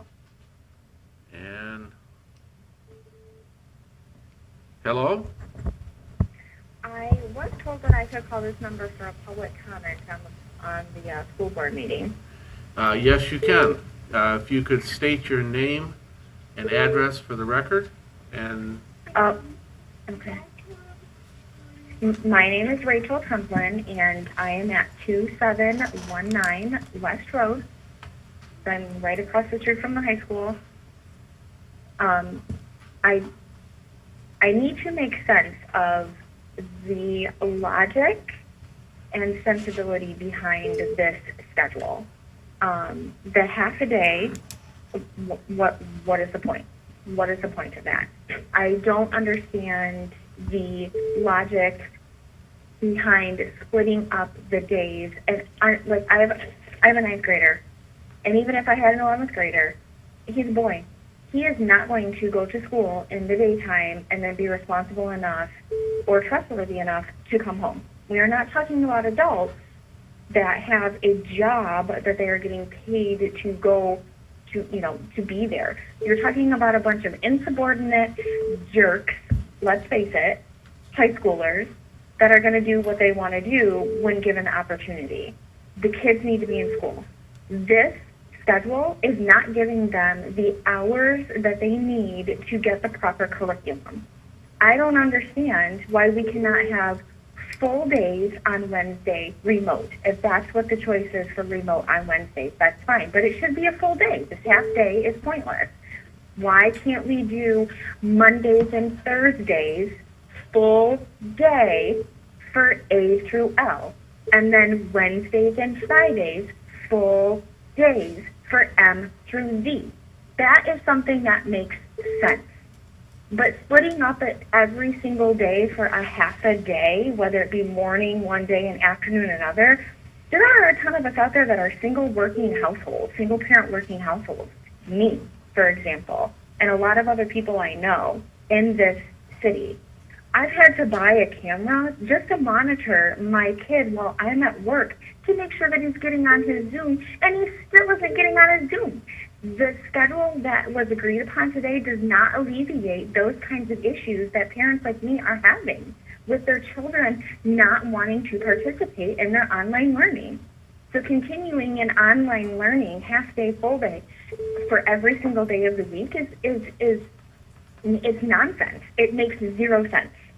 I'm super concerned with the way that the education is being ran right now, and I'm quite fed up and irritated. We're new to the district. We came from Huron. Huron went back full time. Every grade, every day, full time. They made it work. There's a way. We just have to be more logical and more sensible and make sense of something instead of going back and forth. There are parents like me who have children that have wonky schedules with their mothers or their fathers because they're divorced households. I already have that to worry about, and now you want me to worry about sending my freshmen half a days every day? One morning, one afternoon, one morning, one afternoon. Oh, wait, today's a half day and you're at home. Why is it so hard? Why is it so confusing? Why does it have to be confusing? It doesn't make any sense. Well, we do have a 3-minute limit, and I've allowed you to go over almost a minute. We do appreciate your comments, and if you would, please get with Mr. Mincer and have a discussion with him directly about your concerns. I'm sure that can be handled, okay? 100%. Thank you. Thank you. Thank you. We've got a lot of Are calls. those call coming. waitings? Oh, jeez. A lot of them calling in. Jeez. Did we get any last names? I'm trying to see. I couldn't hear. I thought she said Hamlin, but maybe I'm wrong. Why do Trenton, you have your phone at the table? hello? Hi, my name is Allison Hartnett. I'm calling to make a comment to the school board. If you could state your address for the record, please? Yes, Allison Hartnett, 122 Walnut Street, Trenton, Michigan, 48183. Okay, go ahead. You have 3 minutes is what we're limiting the calls to. Okay. Well, my name is Allison Hartnett. I have 2 children within the public education system in Trenton schools, a 6th grade daughter and a 5th grade son at Anderson Elementary. My daughter is in the Edgenuity program. My son is using Lincoln Learning. My daughter really enjoys the online program. My son, we realized 2 weeks into the school system that when Trenton Public Schools signed their students up for the Lincoln Learning program, they only signed up for Tier 1 access, which gives our students no access to any teacher instruction whatsoever. Trenton Public Schools then did not assign the teacher to my student through Anderson. So at this point, my student is unable to have teacher contact through online learning or through Anderson Elementary. There's no tutoring available or any of the district resources we are entitled to through our public education system. My family is sheltering in place because I'm immunocompromised. My children cannot be with the general population. We are stuck with Lincoln Learning because if they do remote learning, they will be subject to being called into the district. It is not safe for my family. I have repeatedly contacted Mr. Menser and every member of the school board to rectify the situation and make sure every student within Trenton School District has access to the public education system. Thank you. Thank you. There was other calls coming in. I don't know if they're going to. Here we go. Trenton Board of Education. Hello. Hello. If you could state your name and address for the record, and we're allowing 3 minutes for public comments. Okay, this is Natalie Nass-Holberg. My address is 2097 Churchill Avenue. Okay, go ahead. I just wanted to make a comment that I have a child in every school. I have one at Anderson, one in 6th grade, and then I have 2 high schoolers. The proposed plan here that was indeed passed, I agree with Mr. Hawkins fully. You are now taking the plan that you used for the elementary students and implementing it with grades 6 through 12, and that is very, very little teacher instruction, and that's very disappointing. I do not feel like you have heard us as parents. We do not get responses on emails. My 2nd grader gets 2 days of school and a packet sent home for 3 days. Both of us, my husband and I both work. We are trying to teach them. We have a tutor in place. That's for one student. Now you're doing the same thing to my sixth grader who is going to need, a lot of time put into this.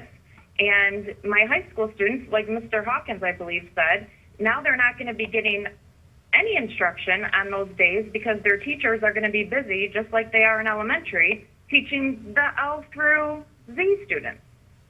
And I don't understand why you would want to do that to the upper levels when it's not working for elementary. This is very frustrating. Most of your parents, probably 50%, at least or more, want full-time face-to-face. If you can't offer that, then you should have left the 6th through the 12th grade alone. Those are very good points made, and all of you voted to pass that, except for one person. You didn't even listen. You're not listening to parents, and you're not listening to your students. That's all I have. Thank you for calling in. There'll be another call. There's 2 or 3 scrolling.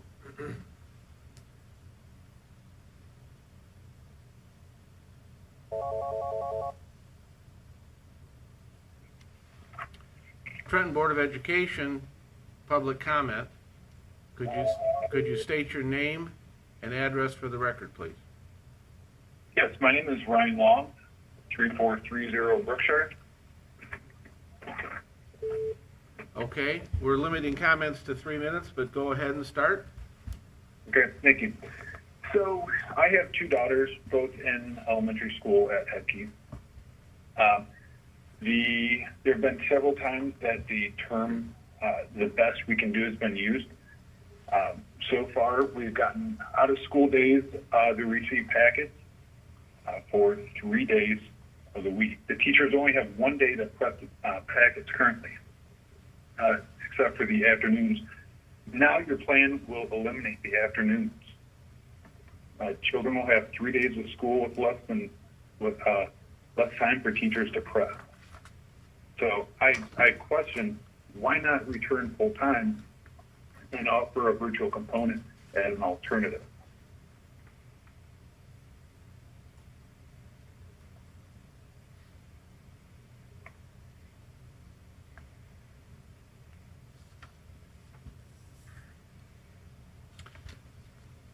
Was there anything else? No. Again, I just want to We appreciate that. Yeah, we appreciate your. Yep. Can you really say that this is the best plan you can do? This is the second step that you created over the summertime, and you should have eliminated this and gone back full time.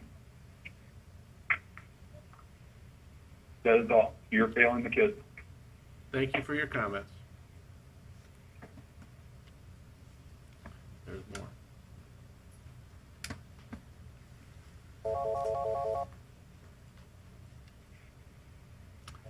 Trenton Board of Education public comments, please state your name and address for the record. And we're limiting public comments to 3 minutes.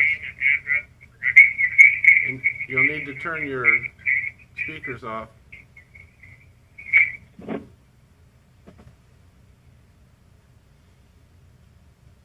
think they hung up.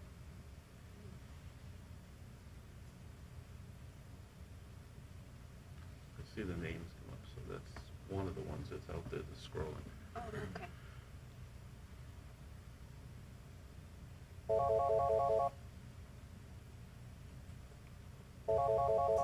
Oops, that's the wrong one. Trenton Board of Education, public comment. Please state your name and address for the record, and we're limiting public comments tonight to 3 minutes. My name is Jen Mast. I live at 207 Truax Street. I have a question, and I apologize if this was shared during the presentation as I tuned in late.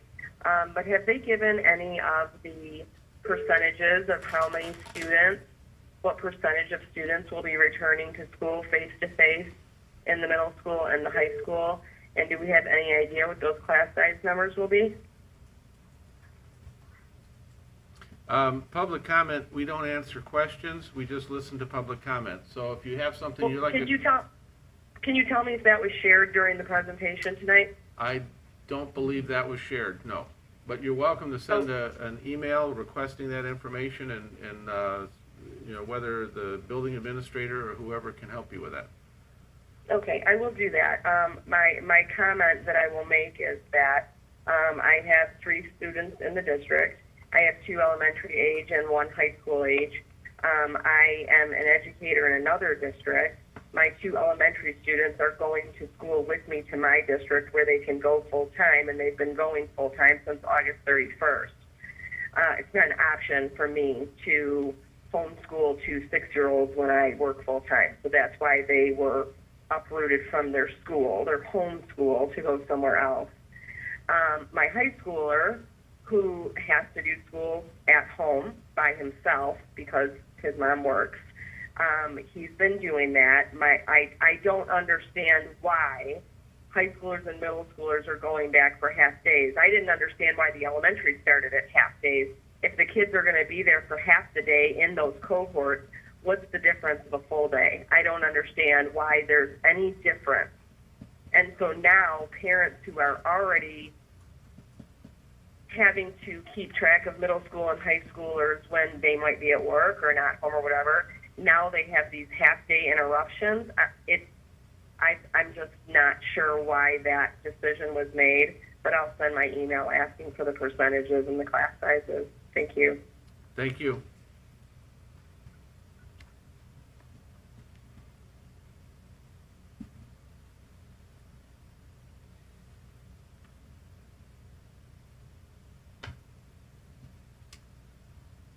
There's another one that was out there, but it just hasn't called in yet. I don't know if they're going to. Give them another minute. This isn't the one, this is a different one. Trenton Board of Education, public comment. Please state your name and address for the record, and we're limiting public comments to 3 minutes tonight.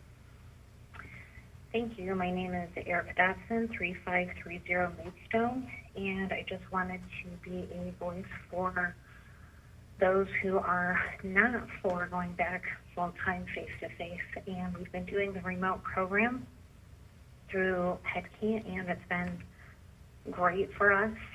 I understand it doesn't work for everybody, but we do appreciate that we are keeping in mind the safety of all students and the community through the remote program, and would like to see that continue.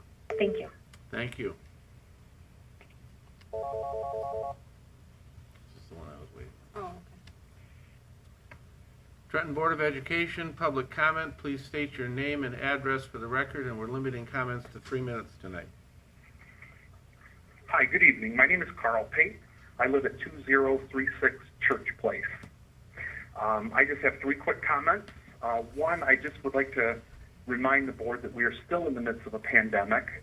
The positivity rate and the number of cases right now in the state is just as high as it was in the middle of the summer. So that just, I'm putting that out there. My child is a sophomore at Trenton High School. He is doing just fine in the current environment. I think the teachers are doing an excellent job keeping the kids engaged for the hour that they are with them for each of the instructive hours. In fact, I've listened into some of them, and they've been very creative, and I applaud their work efforts and the amount of time it's taking them to prepare for this new reality. And finally, if we do go back, I would like assurances that everything is being done to keep the air quality clean, to limit the student exposure, and to enforce a mask mandate. I'm not sure that I would let my child go back if there wasn't a mask mandate in place and that mask mandate wasn't being strictly enforced while the students are in class. That's all. Thank you for your consideration. Good night. Thank you. Good night.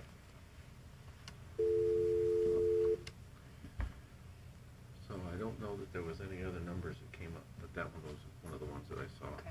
So if you want to give it another. Just in case I don't know. Wrap it up too soon.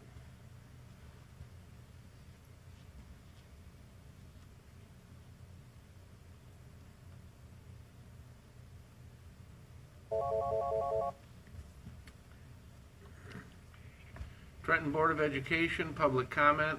please state your name and address for the record, and we're limiting comments to 3 minutes tonight. Yes, my name is Kristen Pulaski. I live at 1600 Kenwood Street. I've listened to a lot of the comments, and first off, regarding off of the last comment that was made, I understand we're in the middle of a pandemic here, but being a frontline health worker in my area happens to be pulmonary and critical care. The lack of focus really isn't going towards the amount of cases that we're having success rates in, and the amount of people that we're discharging home, and the amount of people that are doing significantly better than what they were back when this first came about in March. My concern is having 2 kids that are at Anderson Elementary School. I highly commend the amount of work that the teachers have done. They've done a really well job on doing the best that they can for the 2.5 days that my kids are going. However, I'm sure it's not easy for them to keep up with trying to answer our questions that we email them on the days that my children are not in front of them. That's a bit of a concern. My 5th grader struggles without having a teacher in front of him. So I just am not sure if this is really the best option that fits for those children and parents that feel it's best for their children to be in school more often. I understand that everyone's ready to send their children back or they're not comfortable, and I'm pleased that there's a method that could work for them being remote. But at some point, I agree with Mr. Hawkins, we are going to have to work to take a step forward. There's kids playing sports and out at activities, and it's time that some of these kids need that face-to-face interaction. They need a sense of normalcy, not just for an educational purpose, but for their emotional well-being as well. And I hope on the next meeting you guys take that into consideration. Thank you. Thank you.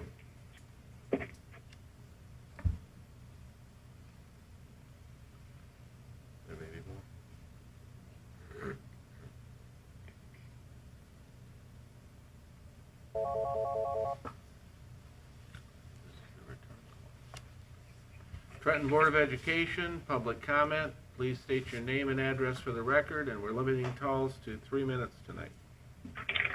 Mallory Long at 3430 Berkshire Street.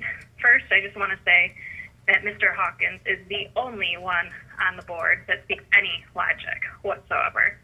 Second, I don't understand why Superintendent Menser proposed this plan when his kids are going full-time. So clearly he wants full-time, yet he's only bumping the elementary up to 2 full days and the middle school and the high school to 2 half days. That's a complete joke. And third, I do want to say that my girls' teachers at Headkey are doing a great job. However, the packets that they give for 3 full days of no school takes them 15 minutes at most. It is completely ridiculous. We have to teach our kids on those 3 full days that they're not in school. What we need to do is go back full time. Everybody says masks work, right? So if masks work, why are we not in school? Masks work. We do not need to be out of school. Kids need to be in school. They can social distance, sure. They can wash their hands, absolutely, and wear your masks. However, this part-time gig is not working. Trenton is failing their kids, all levels, failing them. You pride yourself on being the best downriver, so do it. Be the best downriver, go back full-time, like Mr. Hawkins suggested. I think the board needs to listen to his voice more so than anyone else's. Thank you. Thank you. A point of clarification, the school that Mr. Menser's children go to, I teach at, and we are 2 shortened days for each student per their alphabetical letter, similar to ours.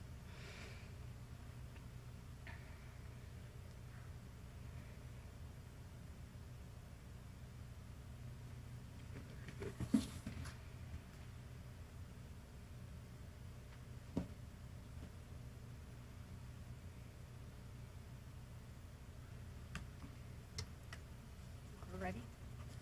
I think we can move on. Okay.